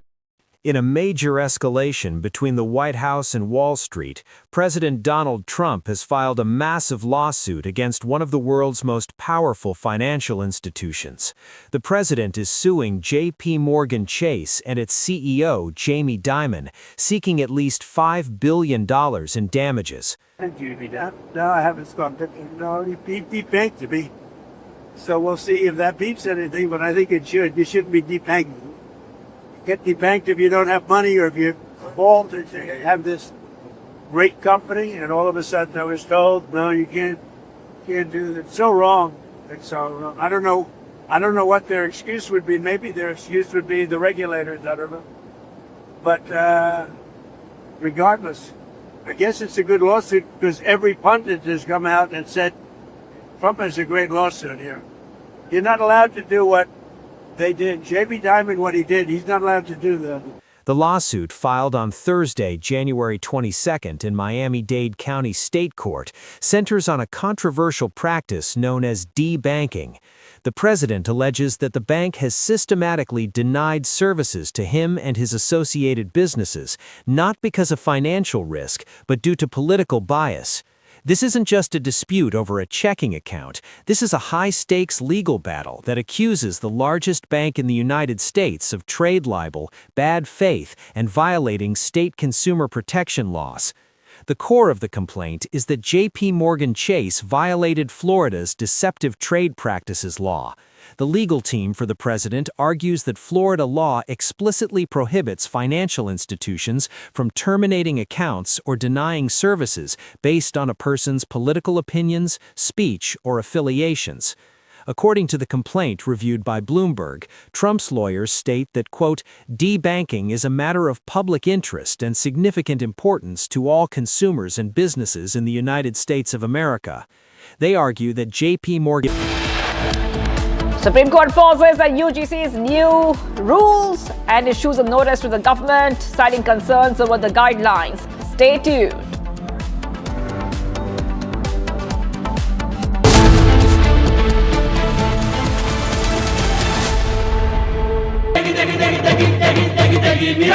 MDH की देगी मीरज, देगी मिर्च का तड़का, अंग अंग फड़का। MDH की देगी मीरज, थोड़े में ज्यादा स्वाद, यही तो है इसकी खास बात। वाओ मामा, क्या स्वाद है? अरे मेरी राजा, सबका राजा और मसाला।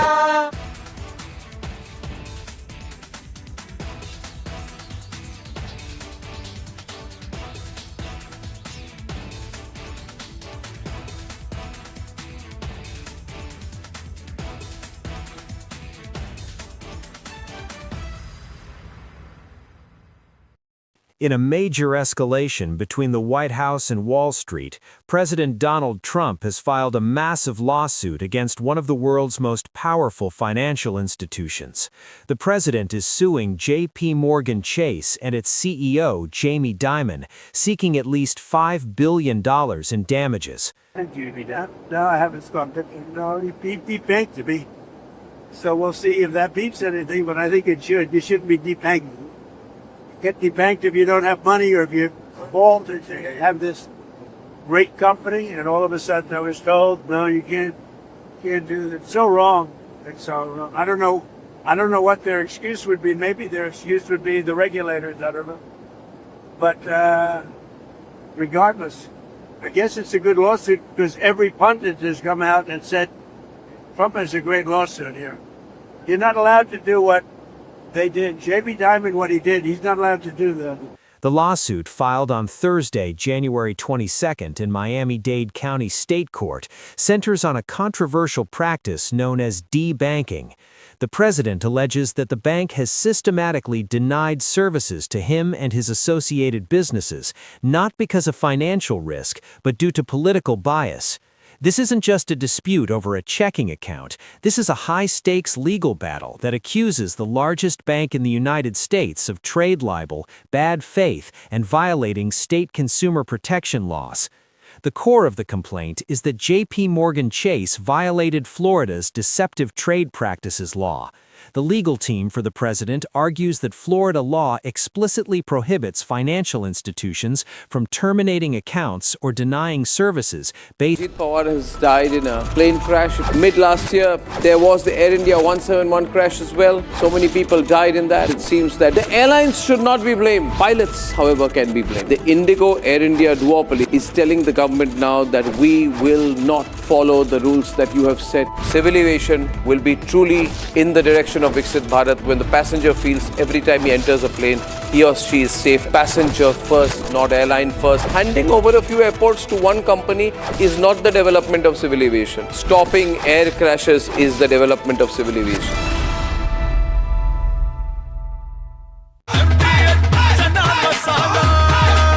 अब छोलिया हो या लोबिया, सफेद चने या काले चने, सब कुछ मजेदार बने। Amity University has been ranked India's #1 university for business and economics and the #1 private university for computer science by Times Higher Education Subject Rankings 2026, a testimony to Amity's globally benchmarked standards in education. Pure suji pasta उबालो मिलाओ और खाओ 8 minute में तैयार। क्या taste है सबका राजा हार्डकोर मसाला। In a major escalation between the White House and Wall Street, President Donald Trump has filed a massive lawsuit against one of the world's most powerful financial institutions. The president is suing J.P. Morgan Chase and its CEO, Jamie Dimon, seeking at least $5 billion in damages. No, I haven't got it. No, it debanked to me. So we'll see if that beats anything, but I think it should. You shouldn't be debanked. Get debanked if you don't have money or if you fall to have this great company, and all of a sudden I was told, no, you can't do that. It's so wrong. It's so wrong. I don't know what their excuse would be. Maybe their excuse would be the regulators. I don't know. But regardless, I guess it's a good lawsuit because every pundit has come out and said Trump has a great lawsuit here. You're not allowed to do what they did. Jamie Dimon, what he did, he's not allowed to do that. The lawsuit, filed on Thursday, January 22nd in Miami-Dade County State Court, centers on a controversial practice known as debanking. The president alleges that the bank has systematically denied services to him and his associated businesses, not because of financial risk, but due to political bias.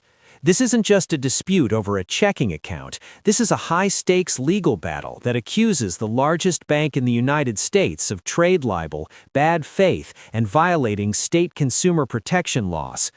The core of the complaint is that J.P. Morgan Chase violated Florida's deceptive trade practices law.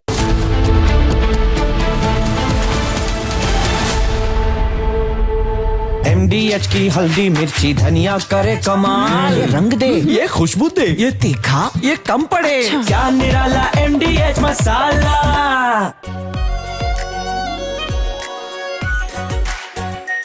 Are pure shahi paneer masala, delicious, healthy, everyday.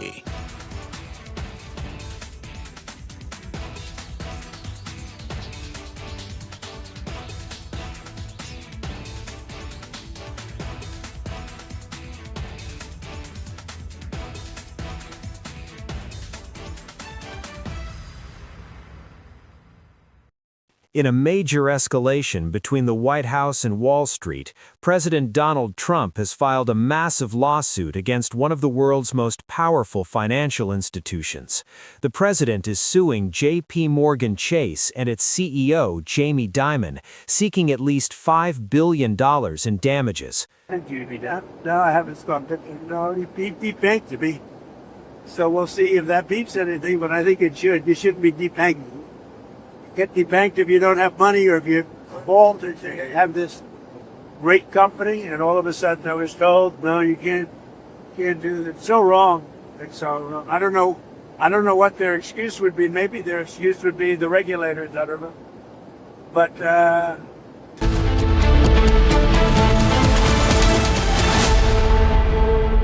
थोड़े में ज्यादा स्वाद ये तो है इसकी खास बात। वाओ मामा क्या स्वाद है। अरे मेरे राजा सबका राजा और मसाला। केसरिया से मन जोगी हुआ रे, दिल झूमे देखो मतवारा हुआ रे, केसरिया से मन जोगी हुआ। हर पल मनाओ केसरी त्योहार। विमल, बोलो जुबान केसरी। आधे बाउल दही में 4 चम्मच MDH चटनी पुदीना मसाला डाला, स्टर करो, पुदीना चटनी तैयार। MDH चटनी पुदीना मसाला। In a major escalation between the White House and Wall Street, President Donald Trump has filed a massive lawsuit against one of the world's most powerful financial institutions. The president is suing J.P. Morgan Chase and its CEO, Jamie Dimon, seeking at least $5 billion in damages. no, I haven't got it. No, it debanked to me. So we'll see if that beats anything, but I think it should. You shouldn't be debanked. Get debanked if you don't have money or if you fall to have this great company, and all of a sudden I was told, no, you can't do that. It's so wrong. It's so wrong. I don't know what their excuse would be. Maybe their excuse would be the regulators. I don't know. But regardless, I guess it's a good lawsuit because every pundit has come out and said Trump has a great lawsuit here. You're not allowed to do what they did. Jamie Dimon, what he did, he's not allowed to do that. The lawsuit, filed on Thursday, January 22nd in Miami-Dade County State Court, centers on a controversial practice known as debanking. The president alleges that the bank has systematically denied services to him and his associated businesses, not because of financial risk, but due to political bias. This isn't just a dispute over a checking account. This is a high-stakes legal battle that accuses the largest bank in the United States of trade libel, bad faith, and violating state consumer protection laws. The core of the complaint is that J.P. Morgan Chase violated Florida's deceptive trade practices law. The legal team for the president argues that Florida law explicitly prohibits financial institutions from terminating accounts or denying services based on a person's political opinions, speech, or affiliations. According to the complaint reviewed by Bloomberg, Trump's lawyers state that, quote, debanking is a matter of public interest and significant. Ajit Pawar has died in a plane crash. Mid last year, there was the Air India 171 crash as well. So many people died in that. It seems that the airlines should not be blamed. Pilots, however, can be blamed. The Indigo Air India duopoly is telling the government now that we will not follow the rules that you have set. Civil aviation will be truly in the direction of Viksit Bharat when the passenger feels every time he enters a plane, he or she is safe. Passenger first, not airline first. Handing over a few airports to one company is not the development of civil aviation. Stopping air crashes is the development of civil aviation.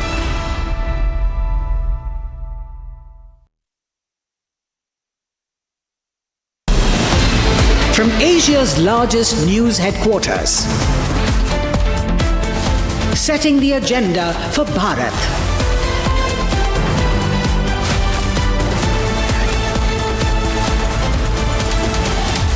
You're watching Republic.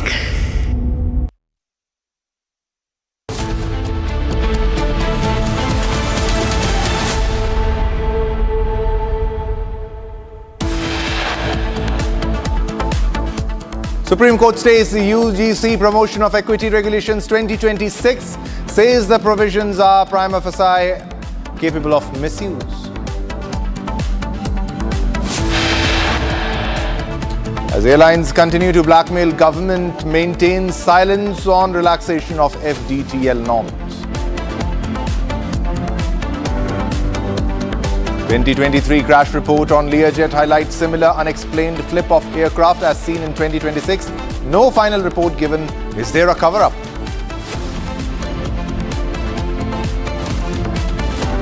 Unexplained flip seen in 2023 and 2026 Learjet aircraft. Experts question why similar crashes took place.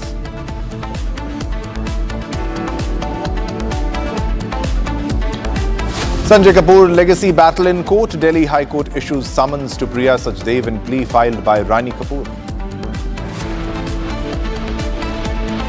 कई देशों के साथ हुआ ये समझौता हमारे देश के मछुआरे, हमारे देश के किसान, हमारे देश के युवान, सर्विस सेक्टर में जो लोग विश्व में अलग अलग जगह पे जाने के उत्सुक हैं, उनके लिए बहुत बड़े अवसर लेकर के आ रहा है.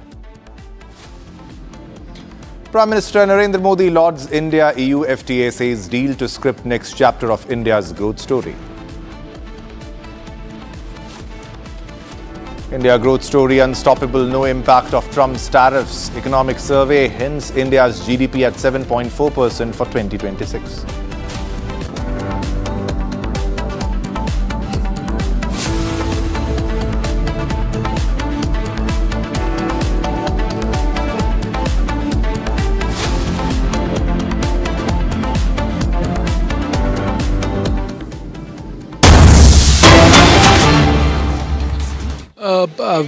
There are three petitions. One of the petition is related to us, and we are specifically talking about certain specific sections and specific faults in this particular rules, which is framed by UGC in respect of formation to maintain the students and the other faculty members. So we are talking about section 3C specifically, which is talking about caste discrimination. In that particular section, caste discrimination says any discrimination with SC, ST and OBC community, and the general category has been left out of it. So this rules has specifically kind of give a message like the general category people has been harassing or has been discriminate SC, ST and OBC community, which is wrong.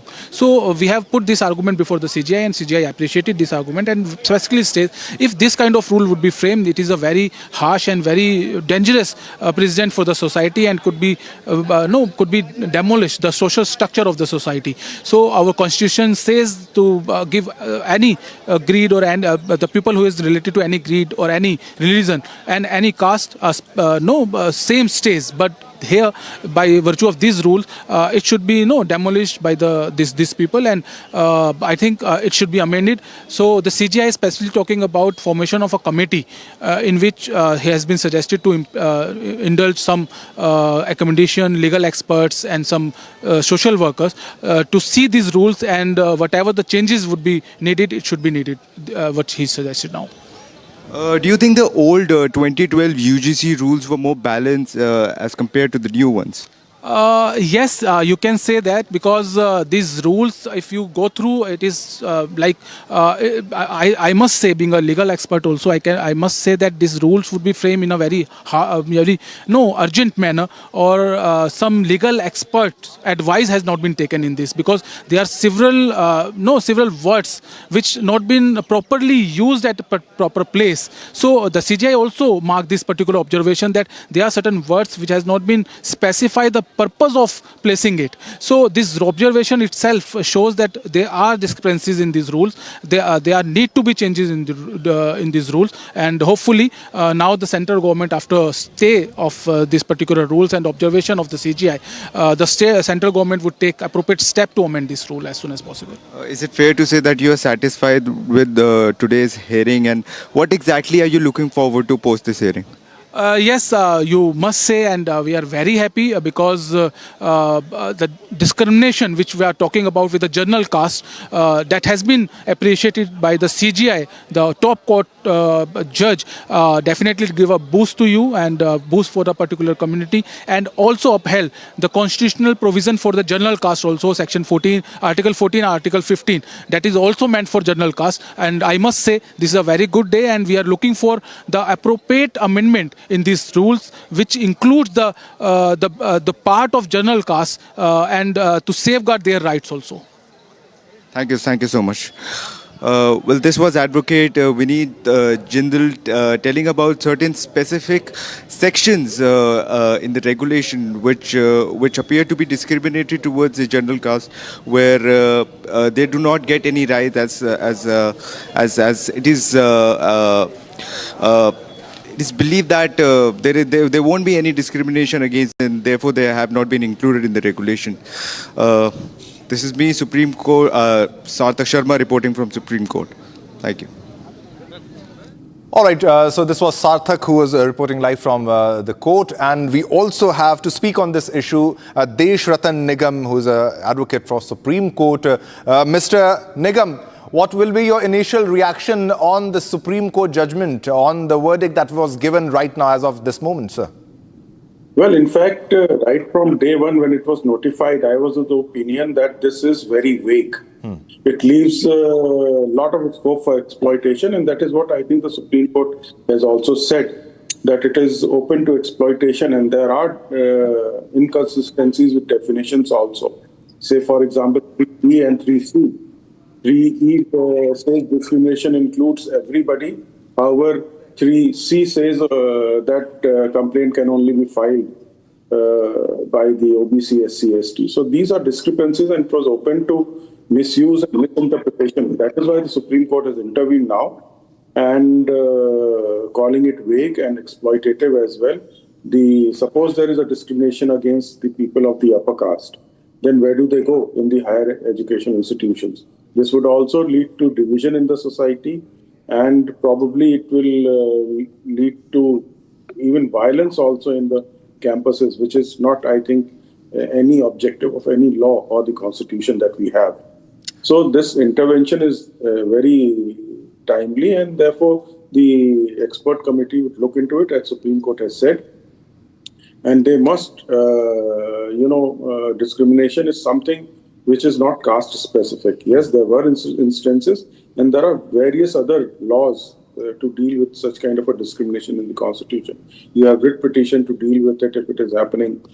People can approach the courts directly. Whether this was required or not required is something that has to be debated. But certainly putting it in abeyance and staying these equity guidelines, I think is a welcome step. I think everybody should welcome it because even people from the SC, ST and OBC community would not like it to be misused and exploited. And there will certainly be in campus SC, as a former president of a students' union in a college, I myself have seen various things taking place in Delhi University. So it is cuts across all castes. Discrimination has been there. It has to be dealt with, but it has to be equitable. They call it equity, but it was not equitable.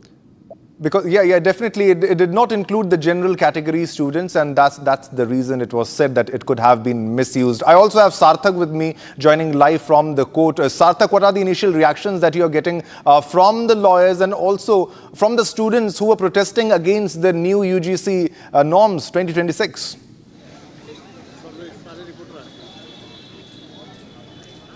Sarthak. Yes, there are protests. Well, yes, there are protests going on across the country regarding the new UGC regulations. In today's hearing, the Supreme Court has stated some harsh words regarding these UGC regulations. They have called it vague. They have called it unclear. Judges have observed that such rules are also capable of misuse. The court has said that it can create confusion and unrest in campuses. It can be misused by certain section against people who do not find any relief in these new regulations. The Supreme Court for now has stayed the UGC regulations. What that means that the previous 2012 UGC regulation will continue, and a notice has also been issued to UGC and the central government to reply to this, and the matter will be heard on March 19. The court has pressed a pause on the new rules. These are the certain pointers that we are getting live about today's hearing. The universities will follow the old rules, which means the new rules have been put on hold. This affects, and then this comes at a point where there is already an unrest among different castes, and to discriminate and to presume that one community or one caste, especially the general category, will not be discriminated against. The Supreme Court has observed thanks for the update on the story. We'll keep coming back to you after we have more updates on the story. Thanks a lot. All right, now we have a big breaking news that we are getting right now at this moment. It's a big breaking news. SIT serves notice to Telangana former Chief Minister KCR for interrogation in phone tapping case. Big development here. The SIT team has asked KCR to make himself available tomorrow for the interrogation. Now, after Harish Rao and KTR, a notice has been served to the BRS chief also. Now, the SIT served the notice to KCR personally at his residence in Erravali. This is the latest that we are getting. SIT serves notice to Telangana former Chief Minister, that is KCR, for interrogation in the phone tapping case. The SIT team has asked KCR to make himself available tomorrow for the interrogation. All right, we have Aishwarya with us for more updates on this developing story. Aishwarya, what are the latest details that you are fetching? SIT has served a notice to Telangana former Chief Minister KCR for interrogation in the phone tapping case. What details, Aishwarya? Absolutely, the phone tapping case has been going on since a while, and the SIT team has thoroughly escalated the probe with serving SIT notice to the former Chief Minister of Telangana, that is KCR himself. Today, the SIT team personally went to the residence of KCR here in Hyderabad, in Nandinagar, and they have served the notice to his PA, is what we are learning. And what they have made himself, they have told and informed the former Chief Minister that he can make himself available at whatever time and residence according to his comfort, because according to them, according to his age, taking into consideration his age as well as his health condition, the SIT team has said that he can he can choose the place as well as the time of interrogation according to his convenience, and KCR should revert back to them with the place and the time. Mostly it would be after 3 o'clock is what the sources are telling me, and the residents, and the interrogation will also happen at KCR's residence here in Hyderabad only tomorrow. That is what we are learning right now, but the KCR has to confirm, the BRS party as well as the KCR officially have to confirm the place of residence of interrogation as well as the time for now. But tomorrow, the SIT will interrogate the former Chief Minister KCR in the phone tapping case. This came after Harish Rao as well as KTR, who are senior most BRS leaders, were also called in for interrogation and were interrogated for more than 7 hours. All right, stay with us, Aishwarya. We also have Krishank Mane, BRS spokesperson, joining us live right now. Krishank, what will be your initial reaction, Krishank, on this SIT interrogation? Well, number one, KCR Garu is in his constituency, Gajwel. KTR Garu and our leaders, prominent leaders, Harish Rao Garu, are campaigning for the municipal polls. At one end, to divert the municipal election campaign of the BRS party. And while just yesterday, the BRS delegation, all the MLAs, MLCs and our Rajya Sabha MPs, we've met Honorable Governor of Telangana and submitted our representation over the coal scam, which involves Chief Minister Revanth Reddy, Deputy Chief Minister Batti Vikramarka and Minister Komatreddy Venkat Reddy. Once we've given this representation, immediately we see this notice to KCRG. Right from when we've been talking about the coal scam of which the Congress government is involved, back to back, from last 2 years of this entire web series which the Congress government is running, 2 years they did not record the statement, and now when we've started to speak about this coal scam, one day Harish Rao, our deputy floor leader on assembly, he gets a notice. Again, when KTRG speaks about the coal scam, immediately KTRG gets a notice, and now KCR Garu also gets a notice. Nevertheless, as a law-abiding citizen, we will definitely cooperate. Harish Rao ji went 7.5 hours. He has asked repetitive questions, nothing related at all to the phone tapping case. Same with KTRG and tomorrow. But one thing, I mean, the man who's fought for the state, Telangana state, who's been 10 years of chief minister, and now when there is no case, see, this is something related to the police department across India. Every government or state chief minister, police has its own way of functioning and administrative functioning. But the Congress government here, which is inept to run an administration, which has failed in its guarantees, its false promises. That is why they want to divert on the name of investigations commissions. Last 2 years, they've been doing the same thing. On the name of Kaleshwaram, on the name of Formula E, on the name of this phone tapping. They have failed in governance in Telangana, and that is why they want to do this. Nevertheless, they have done every sort of humiliation, insult, abuse. Chief Minister Revanth has in fact gone to the extent of cursing KCR to death. But this will not bow down KCR. This will not bend KCR. He's been a fighter. He will continue to fight.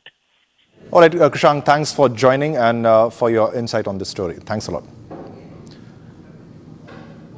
All right, viewers, we are heading towards another big story that we are fetching right now at this moment. Now, India is set to retain its position as the growing economy, set to be the growing economy, fastest growing major economy in the world. And with the economic survey estimating GDP growth of 7.4% for 2026 and projecting growth of 6.8 to 7.2% in financial year 27, driven by ongoing economic reforms, tax relief measures, and diversification in manufacturing that are boosting investment and output. So this is India is set to retain its position as the world's fastest growing major economy. India is already the fastest growing major economy, and it is set to retain its position with the economic survey that has come out, and the estimates are that the GDP growth will be of 7.4% for 2026 and the projecting growth of 6.8 to 7.2% in financial year 27. 2027. Now, this will be driven by ongoing economic reforms, also the tax reliefs, the measures that have been implemented by the government, and also the diversification in manufacturing that are boosting investment and output. Now, ladies and gentlemen, the Indian economy is set to move on at a very fast pace because we have made a lot of free trade agreements, one primarily being the India-EU trade agreement, the FTA, which was also mentioned by Prime Minister Narendra Modi before the session. A big development here. Now, the economic survey estimates have been released, and it shows that the GDP growth is set to be of 7.4% in 2026 and projecting growth of 6.8 to 7.2% in financial year 27.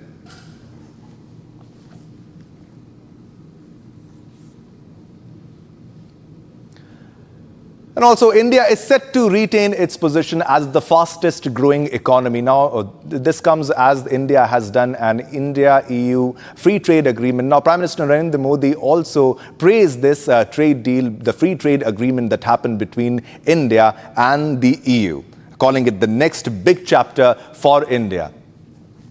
So this was the free trade agreement that happened between India and EU. Let's listen in to what he said. इस quarter के प्रारंभ में ही भारत और European union का free trade agreement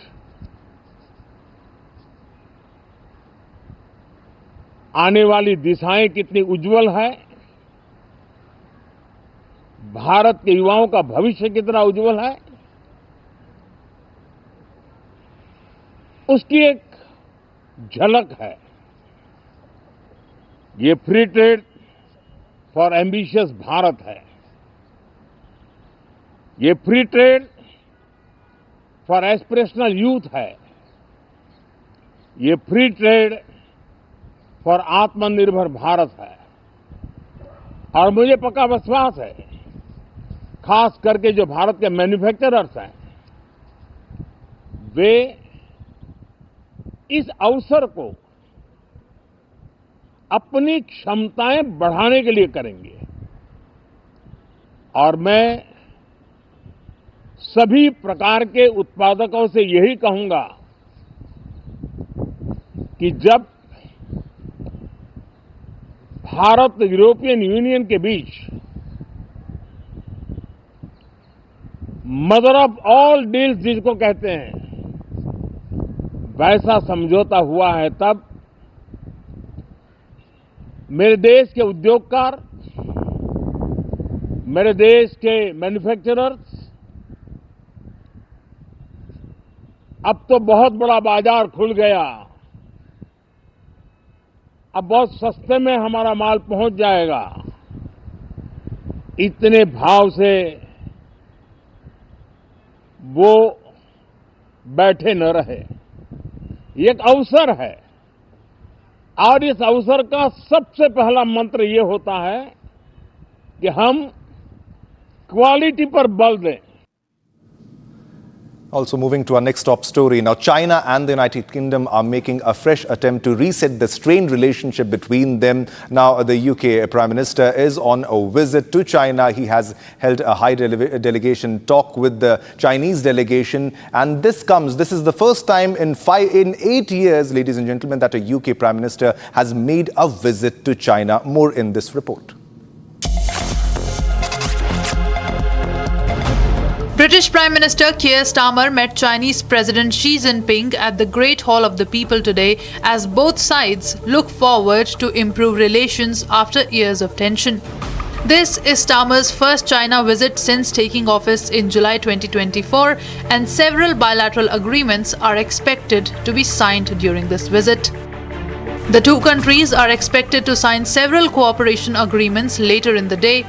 Trade and investment are key priorities, with Britain's economy facing a slowdown. More than 50 top business executives are accompanying the British Prime Minister. Earlier, Starmer had also met Zhao Lezi, chairman of China's National People's Congress, holding talks with the country's top legislative leadership.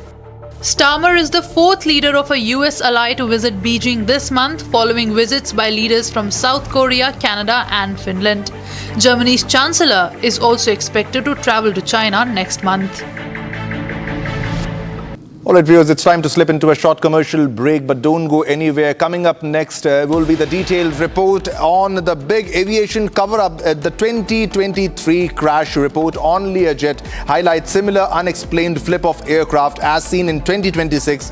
No final report given. Is there a cover-up? And major story.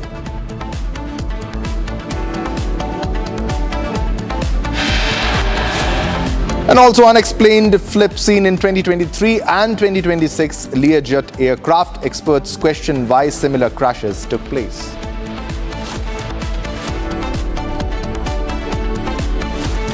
थोड़े में ज्यादा स्वाद यही तो है इसकी खास बात। वाओ मम्मा क्या स्वाद है? अरे मेरे राजा राजा और मसाला। ये है सीक्रेट रेसिपी MDH का जीरा सिप जल जीरा मसाला। सिप सिप जीरा सिप MDH का जल जीरा सिप MDH का जल जीरा SIP.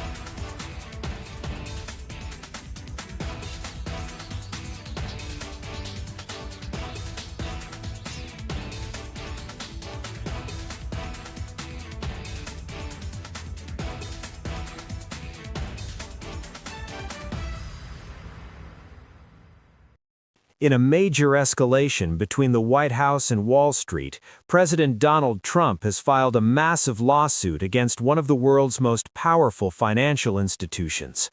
The president is suing J.P. Morgan Chase and its CEO, Jamie Dimon, seeking at least $5 billion in damages. Thank you, no, I haven't stopped it. No, it debanked to me.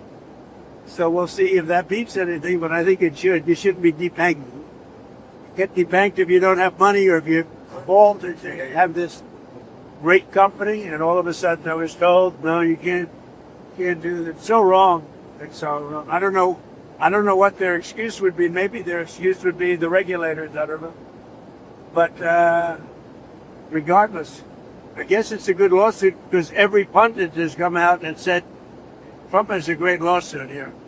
You're not allowed to do what they did. Jamie Dimon, what he did, he's not allowed to do that. The lawsuit, filed on Thursday, January 22nd in Miami-Dade County State Court, centers on a controversial practice known as debanking. The president alleges that the bank has systematically denied services to him and his associated businesses, not because of financial risk, but due to political bias. This isn't just a dispute over a checking account. This is a high-stakes legal battle that accuses the largest bank in the United States of trade libel, bad faith, and violating state consumer protection laws. The core of the complaint is that J.P. Morgan Chase violated Florida's deceptive trade practices law. The legal team for the president argues that Florida law explicitly prohibits financial institutions from terminating accounts or denying services based on a person's political opinions, speech, or affiliations. According to the complaint reviewed by Bloomberg, Trump's lawyers state that, quote, debanking is a matter of public interest and significant importance to all consumers and businesses in the United States of America. They argue that J.P. Morgan Chase, given its history and size, is a central actor in what they call a troubling saga. This lawsuit frames this not just as a personal grievance, but as part of a broad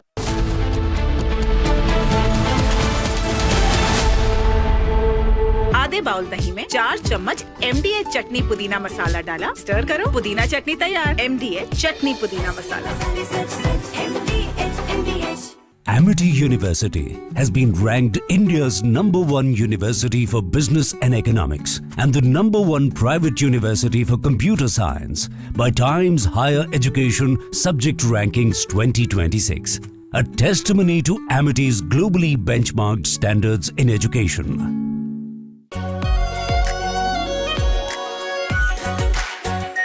Our pure Shahi Paneer Masala. Delicious, healthy, every day. In a major escalation between the White House and Wall Street, President Donald Trump has filed a massive lawsuit against one of the world's most powerful financial institutions. The president is suing J.P. Morgan Chase and its CEO, Jamie Dimon, seeking at least $5 billion in damages. No, I haven't got it. No, he debanked me. So we'll see if that beats anything, but I think it should. You shouldn't be debanked. Get debanked if you don't have money or if you fall to have this great company, and all of a sudden I was told, no, you can't do that. It's so wrong. It's so wrong. I don't know what their excuse would be. Maybe their excuse would be the regulators. I don't know. But regardless, I guess it's a good lawsuit because every pundit has come out and said Trump has a great lawsuit here. You're not allowed to do what they did. Jamie Dimon, what he did, he's not allowed to do that. The lawsuit, filed on Thursday, January 22nd in Miami-Dade County State Court, centers on a controversial practice known as debanking. The president alleges that the bank has systematically denied services to him and his associated businesses, not because of financial risk, but due to political bias. This isn't just a dispute over a checking account. This is a high-stakes legal battle that accuses the largest bank in the United States of trade libel, bad faith, and violating state consumer protection laws. The core of the complaint is that J.P. Morgan Chase violated Florida's deceptive trade practices law. The legal team for the president argues that Florida law explicitly prohibits financial institutions from terminating accounts or denying services based on a person's political opinions, speech, or affiliations. According to the complaint reviewed by Bloomberg, Trump's lawyers state that, quote, debanking is a matter of public interest and significant importance to all consumers and businesses in the United States of America. They argue that J.P. Morgan Chase, given its history and size, is a central actor in what they call a troubling saga. This lawsuit frames this not just as a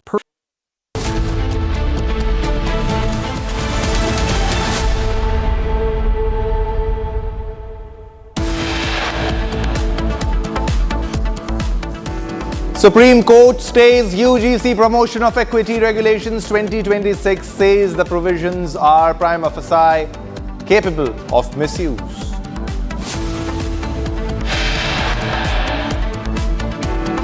As airlines continue to blackmail, government maintains silence on relaxation on FDTL norms.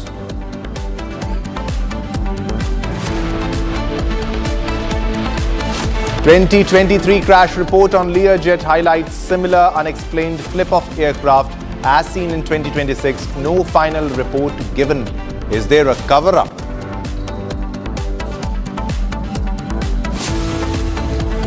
Also, unexplained flip seen in 2023 and 2026 Learjet aircraft. Experts question why similar crashes took place.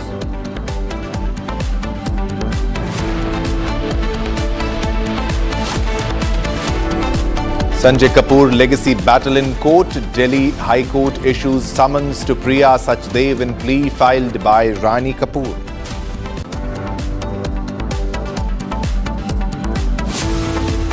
देशों के साथ हुआ ये समझौता हमारे देश के मछुआरे, हमारे देश के किसान, हमारे देश के युवान, सर्विस सेक्टर में जो लोग विश्व में अलग अलग जगह पे जाने के उत्सुक हैं, उनके लिए बहुत बड़े अवसर लेकर के आ रहा है।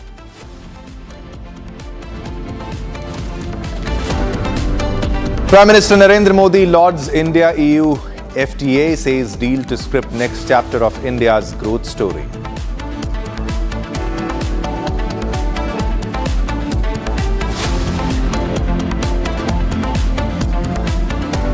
India growth story unstoppable, no impact of Trump's tariffs. Economic survey hints India's GDP at 7.4% for 2026.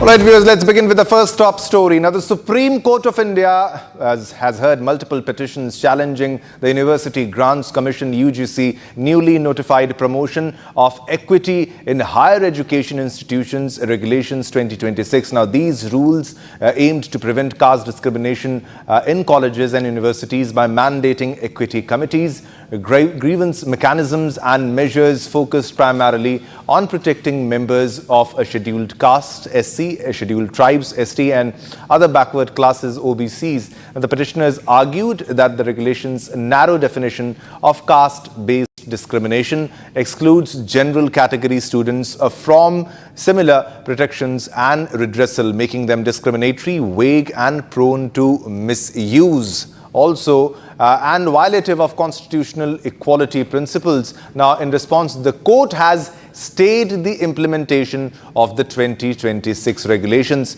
keeping the earlier 2012 rules in force as of now. Now, issued notices to the centre and the UGC and scheduled further hearing also for March 19. So, this is the latest update that we are getting on the 2026 UGC norms, and the court has held this in abeyance, has kept it in hold.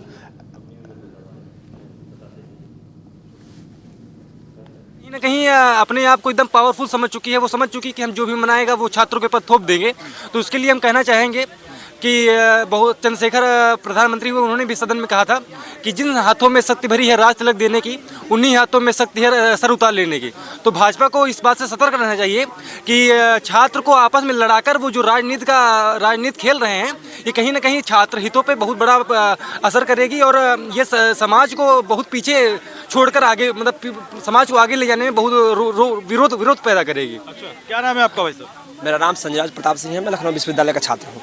क्या इस पर राय है आपकी? मानते हैं कि नियमों में बदलाव और हो या फिर नियम ही खत्म हो जाए, क्या चाहते हैं?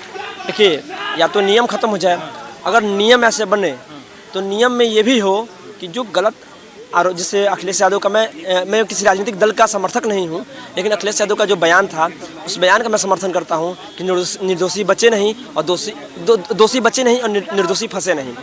तो उसी तरह से अगर कोई ऐसा, जैसे इसमें ये भी था, जो दोषी हैं उन पर कार्रवाई हो, निर्दोष फंसाए न जाए, ये का मानना है जी। All right, that was my colleague Sarthak was getting us those reactions from Ground Zero after massive protest as the pressure had been mounting over the UGC, and now we have the Supreme Court keeping UGC in abeyance. Supreme Court asking Centre to redraft the UGC regulations. Sarthak joins us on the broadcast live. Sarthak, well, the sentiment on ground we can clearly see is absolutely against the laws which are being said to be very, very discriminatory. And the moot point, the key point here by the Supreme Court is, which has been talked about by the protesters also, that there is no remedial provision. And that is the biggest flaw in these norms. Sarthak, can you hear me? Yes, absolutely. The Supreme Court has also identified these regulations as vague and as unclear. There is a lot of ambiguity that that these regulations create, especially against the general category. It almost presumes that there can be no discrimination against the general category, and therefore they have not been explicitly included in the regulation. Well, the Supreme Court says that it has to be put on hold. We cannot really continue with these regulations when we have so much confusion about these regulations. Whether the general category even has a possibility of complaining against a different section, stating that these the complaints that were lodged against them were right now, the chief economic advisor to the government is speaking right now on the economic survey. Let's take a dip into that.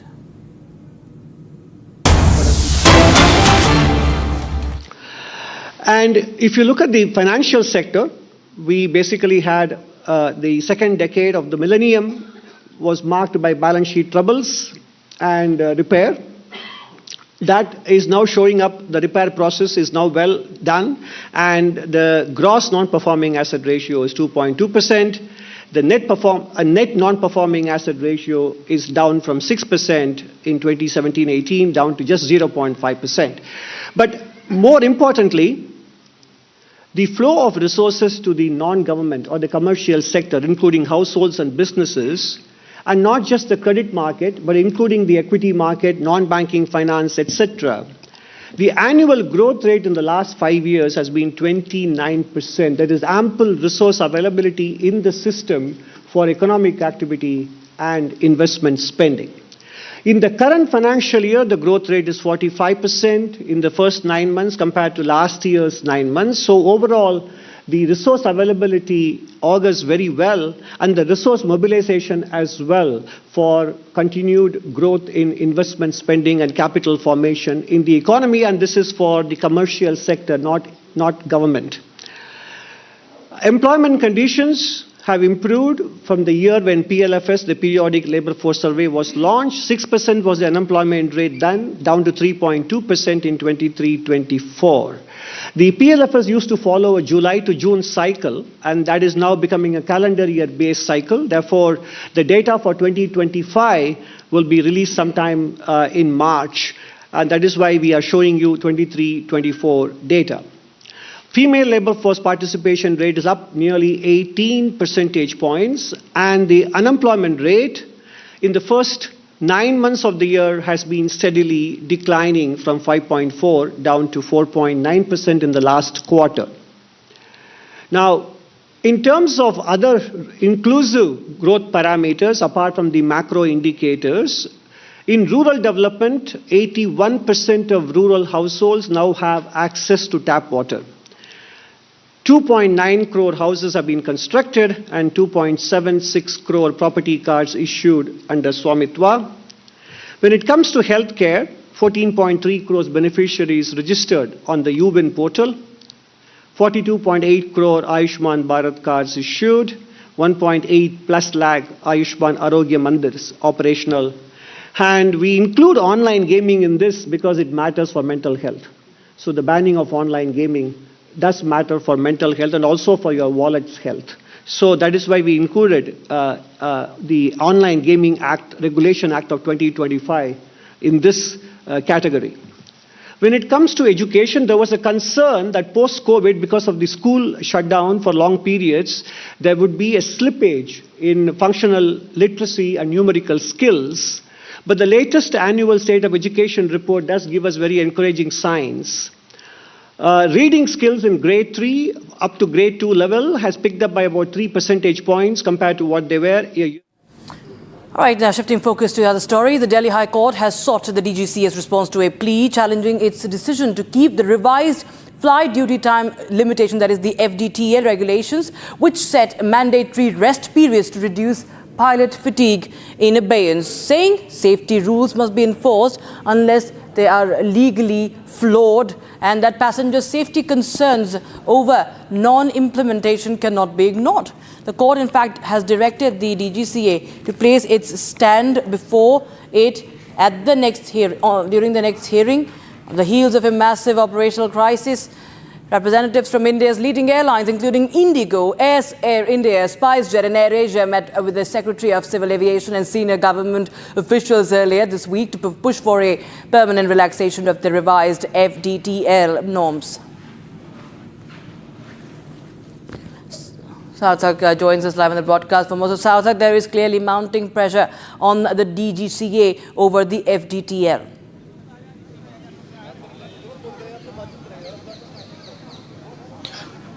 Yes, absolutely. In fact, the Delhi High Court as well has asked some really pertinent questions to DGCA. That what was the reason why they did not implement the FDTL rules, and why did they have to put a pause on that? As a matter of fact, these rules focus on pilot fatigue and safety concerns of the people, of the travelers. and such important questions are being raised. Well, what was the reason for them to put on hold? The Delhi High Court has also emphasized on the fact that till the time a rule is not illegal, there is no reason for them to put it on hold. And to give a little background on the case, the DGCA had earlier notified these new pilot rules, but due to the chaos that was caused some time ago, especially with Indigo, where there was flight delay, where tickets were cancelled, the DGCA had to put those rules on hold for a brief period. As reports say, it was supposed to be till February 10th, but now the new reports come in where several airlines, Indigo, Air India, SpiceJet, AirAsia, they met the Civil Aviation Secretary demanding that these rules should be implemented indefinitely, and we are now they are demanding that these new FDTL rules. They are not willing to, in some of the, in layman's language, they are not willing to obey it. And the airlines are asking the government for a permanent relaxation of the pilot duty and rest rules. They say that there is shortage of pilots that could cause flight delays. They say that recruiting new pilots and increasing the number of active staff members is going to take some time. Therefore, they are demanding that these new set of rules that were supposed to be implemented by DGCA, they should be completely set aside for a while now. All right, thanks, Arthur, for joining us with those details coming in on that story. Shifting focus now, viewers. Pakistan players are planning a black armband protest at the T20 World Cup in India, a move meant to challenge the ICC after the Bangladesh team pulled out. In fact, the Bangladesh Cricket Board pulled their team out of the tournament, and in fact, PCB says that the idea of Pakistan also withdrawing will be in solidarity if it does. It's under consideration, it says, and a final decision will be taken after this week, later this week, expected by tomorrow or by Monday maximum. However, if it does withdraw, as we told you earlier, it will be nobody's loss except Pakistan's.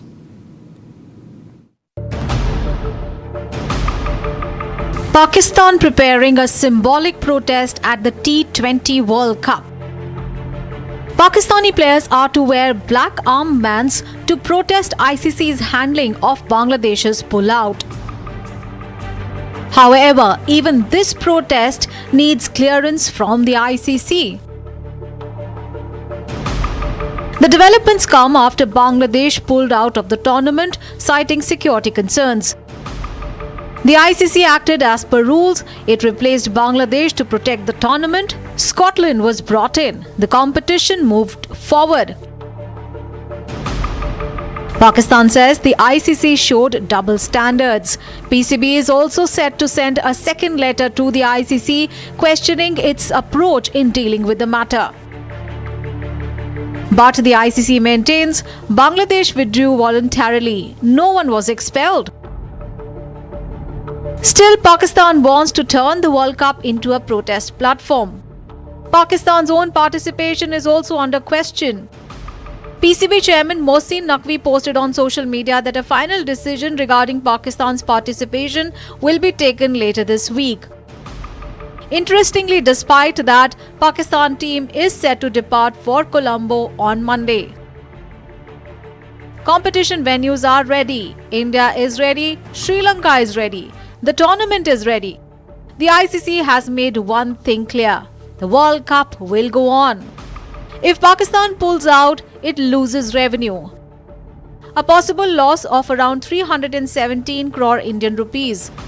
It loses viewership. It loses global relevance. The World Cup will not stop. Cricket will continue. And there's a fresh update coming in on the Sanjay Kapoor legacy battle case. Delhi High Court has now issued summons to Priya Kapoor and 22 other defendants in a suit that has been filed by mother of Sanjay Kapoor, Rani Kapoor, seeking the cancellation of Rani Kapoor Family Trust, the RKFT, valued at several thousand crore rupees. Now, no interim orders for status quo on the trust for now, but that's the latest update we have right now. Sarthak joins us live on the broadcast again. Sarthak, well, earlier we also know that Rani Kapoor has submitted that this trust was created fraudulently so as to keep the mother of Sanjay Kapoor, Rani Kapoor, away and deprive her of of the property. Tell us more details now as far as the sums are concerned, and who are the other defendants in this case?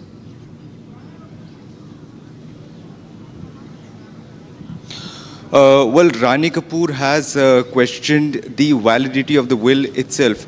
Rani Kapoor, to remind the viewers, some time ago filed a petition in the Delhi High Court where she challenged the validity of the will that was in dispute. That's another case that was filed in the Delhi High Court. And this one is a different case where Rani Kapoor says that the will itself does not stand any validity, and that is what she has challenged. And in today's hearing, the Delhi High Court has issued summons to Priya Kapoor and 22 other defendants which are related to Sanjay Kapoor estate dispute that is pending before the Delhi High Court. And for now, the court has not passed any interim order and has not ordered any status quo on the trust. What we know of, there is another suit pending in the Patiala House Court where Priya Kapoor filed a defamation suit against Mandira Kapoor. So for now, what we know is that there are multiple petitions have been filed in the Delhi High Court, and there is one in the Patiala House Court. So what will happen in this family dispute and how things will unfold, that is something that will only time will tell. For joining us with the details on that story, viewers. Now shifting focus to other stories, the Bangladesh government's hypocrisy is exposed. It has now approved the national shooting team's travel to India in order to compete in the Asian Rifle and Pistol Shooting Championship that's going to take place in New Delhi from the 2nd of February to the 14th of February. Now this after it boycotted the T20 World Cup in India, cancelling the national cricket team's World Cup tour of India, citing security concerns. Now the clearance was issued through an official government order by the Youth and Sports Ministry, which said the indoor nature of the event and tight security arrangements minimized risk. Youth and Sports Secretary Mehbubul Alam has stated that the small size of the contingent and assurances from organizers were key factors behind the decision. And in fact, viewers, we will just show you those visuals coming in on that story. We will also, viewers, we continue to expose Pakistan also for its shameless tactic of trying to call the shots for the ICC, or trying to somewhere, somewhere in fact put up a stand that they will be boycotting the World Cup, or they want the venue to be shifted from India. There are many reactions that have come in from the Parliament also on this controversy. Take a listen in. जिस प्रकार से बांग्लादेश में अल्पसंख्यक समुदाय की लगातार हत्याएं हो रही हैं, जाहिर बात है भारत में इसका आक्रोश है, परंतु हम सभी का सम्मान करते हैं। कोई भी देश के व्यक्ति यहाँ खेलने आएंगे, उनका स्वागत भी है और उनका हर तरह की चिंता सरकार करती है। बांग्लादेश इसमें असमंजस की स्थिति में है। भारत तो अतिथि देवो भव, जो भी आएगा वो अतिथि है और उसका स्वागत है। ये तो भारत की नीति रही है, लेकिन बांग्लादेश को देखना चाहिए वो खेल भावना उनके ऊपर ज्यादा हावी है या आतंकी भावना। And now we were shifting focus to other stories that are making news from across the country. This is Bharat in a minute.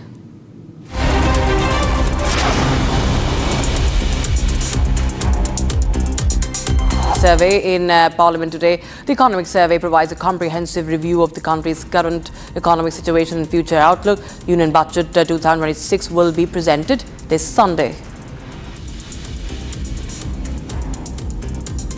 Silver prices on Thursday breached the record 4 lakh rupee per kilogram mark in future trades, while gold touched a lifetime high of 1.8 lakh rupees per 10 grams, riding on strong investor demand and record gains in the international markets. The post-mortem examinations of the two pilots who were flying the chartered aircraft that crash-landed at Baramati airport Wednesday morning have been completed. The model remains handed over to the family members for last rites. Among the deceased was Maharashtra Deputy Chief Minister Ajit Pawar.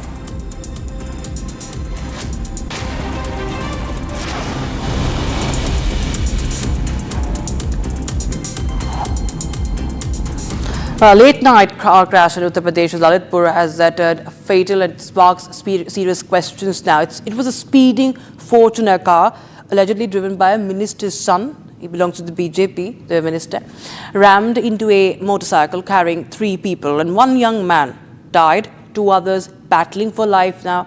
And an FIR has now been registered in this case. Here's more. A horrific road accident in Lalitpur, Uttar Pradesh has claimed 1 life and left 2 others critically injured. A speeding Fortuner car rammed into a motorcycle carrying 3 people late Monday night. Uttar Pradesh के ललितपुर में महरौनी विधानसभा से विधायक मनोहर लाल पंत के बेटे इस गाड़ी को चला रहे थे, जिस गाड़ी से जो एक्सीडेंट है वो किया गया था। आपको बता दें इस पूरे मामले में 3 व्यक्ति थे जो घायल हुए, इसमें एक को इलाज के दौरान ही मौत हो गई थी मौके पे, शिवेंद्र नाम के युवक की। उसके बाद 2 हैं, उनकी हालत गंभीर बताई जा रही है। यही वो गाड़ी थी, विधायक लिखी थी, तेज़ रफ्तार गाड़ी जा रही थी जिस दौरान जो बाइक सवार थे उनको मौके पर ही रौंद दिया था। गाँव वालों का आरोप है कि साफ तौर पर जिस वक्त उनको चोट आई थी, अगर उनको इलाज के लिए ले जाया जाता तो शायद उनकी जान को बचाया जा सकता था। लेकिन आपको बता दें मौके से ही जो विधायक हैं मनोहर, इनके बेटे नरेश को ग्रामीणों ने पहचाना भी कि वो मौजूद थे, चला भी वही रहे थे, और उस दौरान उन्होंने वहाँ से भाग निकले हैं, फ़ोन करके दूसरी गाड़ी मंगाई, उसके बाद यहाँ से भाग गए हैं। और जब ग्रामीणों उनको रोकने का प्रयास किया तो उनके द्वारा उनको पिस्टल दिखाकर जान से मारने की धमकी दी गई, जिसके बाद वो जो ग्रामीण थे वो पीछे हट गए। The impact was so severe that the riders were flung off the motorcycle and dragged along the road. Eyewitnesses says the car was speeding when it hit the motorcycle, throwing the riders off the vehicle. The injured were rushed to the hospital immediately. घटना यह हुई कि ये लोग वहीं पर खड़े थे, वो गाड़ी भी वहीं पर खड़ी थी साइड से, वहाँ से जो तेज गति से भागती हुई आई जागो तरफ से और इन लोगों को टक्कर मार दी और घसते हुए चला गया। और हम लोगों ने हल्ला किया तो उन लोगों ने वो पिस्टल लाए थे, तो वो पिस्टल तोड़ काट के गेट हम लोगों ने पकड़ने की कोशिश की, तो उन्होंने तमंचा लहराते हुए 4-5 लोग थे, और हम लोगों ने कह गए साले तुम लोग आओगे तुमको ही मार देंगे। और हाँ, और ड्राइवर नरेश थे जो मंत्री पुत्र हैं, हाँ यही चला रहे थे। Police investigations revealed that the Fortuner involved in the crash is registered in the name of wife of Uttar Pradesh Minister Manohar Lal Munnu Kori. Officials say the minister's son Naresh Kori was driving the vehicle at the time of the accident. An FIR has been registered and police say a detailed probe is underway to establish responsibility. Meanwhile, Republic has questioned the minister on the matter involving his son in the hit and run case. देखिए, मेरा पुत्र सामाजिक कार्यक्रम क्षेत्र से आ रहा था और वहाँ से कोहरा थोड़ा था उस समय, करीब समय 11 के लगभग होगा, 11:30। तो रास्ते में कोई 3 सवार मोटरसाइकिल आ रहे थे, तो उसमें ड्राइवर गाड़ी चला रहा था और साथ में ये भी बैठे थे और मैं तैयार भी बैठे थे। तो एक्सीडेंट हो गया। एक्सीडेंट में जो है 3 लोग जो सवार थे उनमें एक व्यक्ति वहाँ स्पॉट पर गुजर गया, 2 का इलाज झांसी में उपचार हो रहा है, और उस उपचार में मैंने उनके परिवार के मित्रों से बात की और उनकी मदद भी की, उनकी मदद बराबर कर रहा हूँ। The incident has sparked outrage in the Lalitpur with locals demanding accountability. The investigation continues, aiming to bring clarity to the tragic event.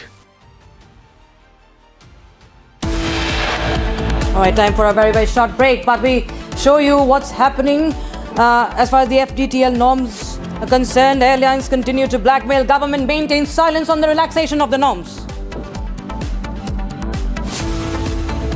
Are pure suji pasta उबालो मिलाओ और खाओ 8 मिनट में तैयार। क्या टेस्ट है सबका राजा आर प्योर मसाला। MDH की हल्दी मिर्ची धनिया करे कमाल। ये रंग दे, ये खुशबू दे, ये तीखा, ये कम पड़े। क्या निराला MDH masala.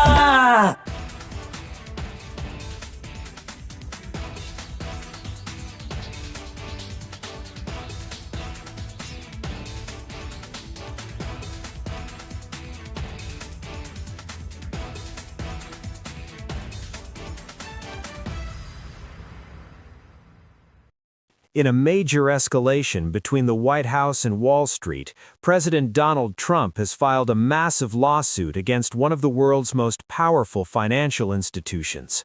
The president is suing J.P. Morgan Chase and its CEO, Jamie Dimon, seeking at least $5 billion in damages. No, I haven't gone. No, it debanked to me. So we'll see if that beats anything, but I think it should. You shouldn't be debanked. Get debanked if you don't have money or if you fall to have this great company, and all of a sudden I was told, no, you can't do that. It's so wrong. It's so wrong. I don't know what their excuse would be. Maybe their excuse would be the regulators. I don't know.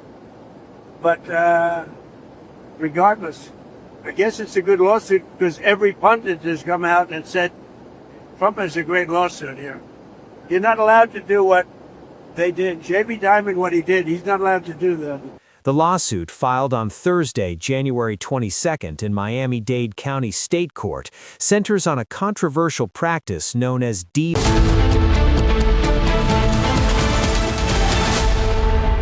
दादी के हाथों का जादू और खुशबू से महकता घर, माँ की मुस्कुराहट और खाने की सुगंध। MDH गरम मसाला, क्योंकि हर रिश्ता है स्वाद से जुड़ा।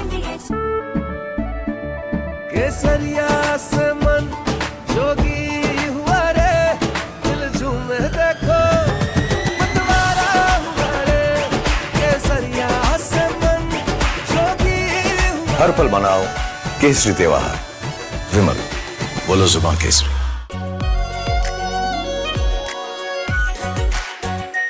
Are pure shahi paneer masala, delicious, healthy everyday. In a major escalation between the White House and Wall Street, President Donald Trump has filed a massive lawsuit against one of the world's most powerful financial institutions. The president is suing J.P. Morgan Chase and its CEO, Jamie Dimon, seeking at least $5 billion in damages. No, I haven't gone.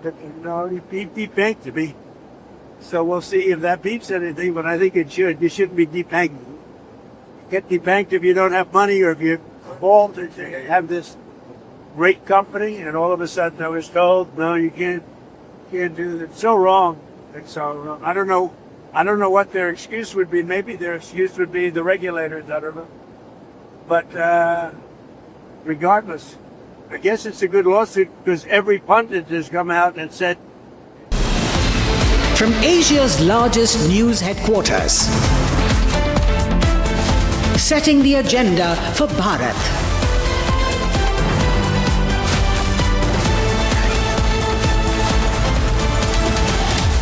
You're watching Republic.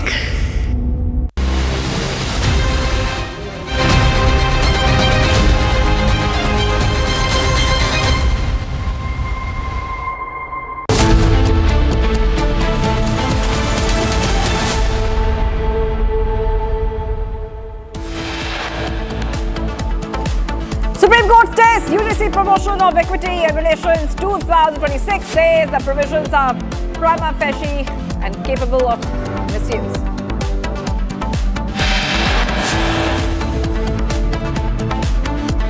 As airlines continue to blackmail, government maintains silence on relaxation of the FDTL norms.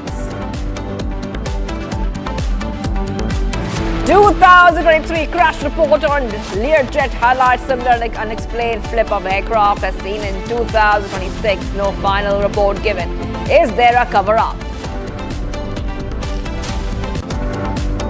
Unexplained flip seen in 2023 and 26 Learjet aircraft. Experts question why similar crashes took place.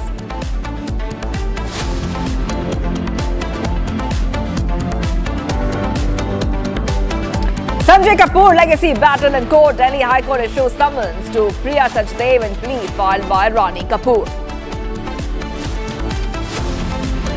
के साथ हुआ ये समझौता हमारे देश के मछुआरे, हमारे देश के किसान, हमारे देश के युवान, सर्विस सेक्टर में जो लोग विश्व में अलग अलग जगह पे जाने के उत्सुक हैं, उनके लिए बहुत बड़े अवसर लेकर के आ रहा है। Prime Minister Modi lauds India EU FTA, says deal to script next chapter of India's growth story.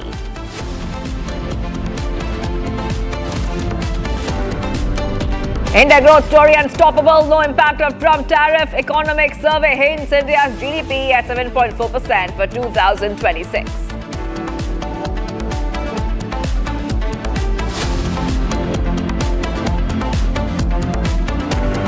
Viewers, we are live and breaking. I'm Shivangi Shukla. Pakistan Cricket Board is preparing to escalate its protest over Bangladesh's removal from the ICC Men's T20 World Cup 2026. Reportedly planning to send a second formal letter to the ICC. The PCB says that if Pakistan participates in the tournament, its players may wear black armbands as a symbolic protest against expulsion.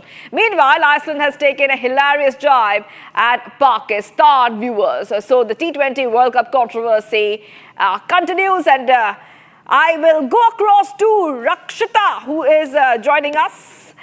Rakshita, first I would like to talk a little bit more about the letter ICC, which says very clearly by Iceland cricket has confirmed to ICC that if Pakistan boycotts the tournament now, they will not be able to replace the men in green, and that letter is basically roasting Pakistan.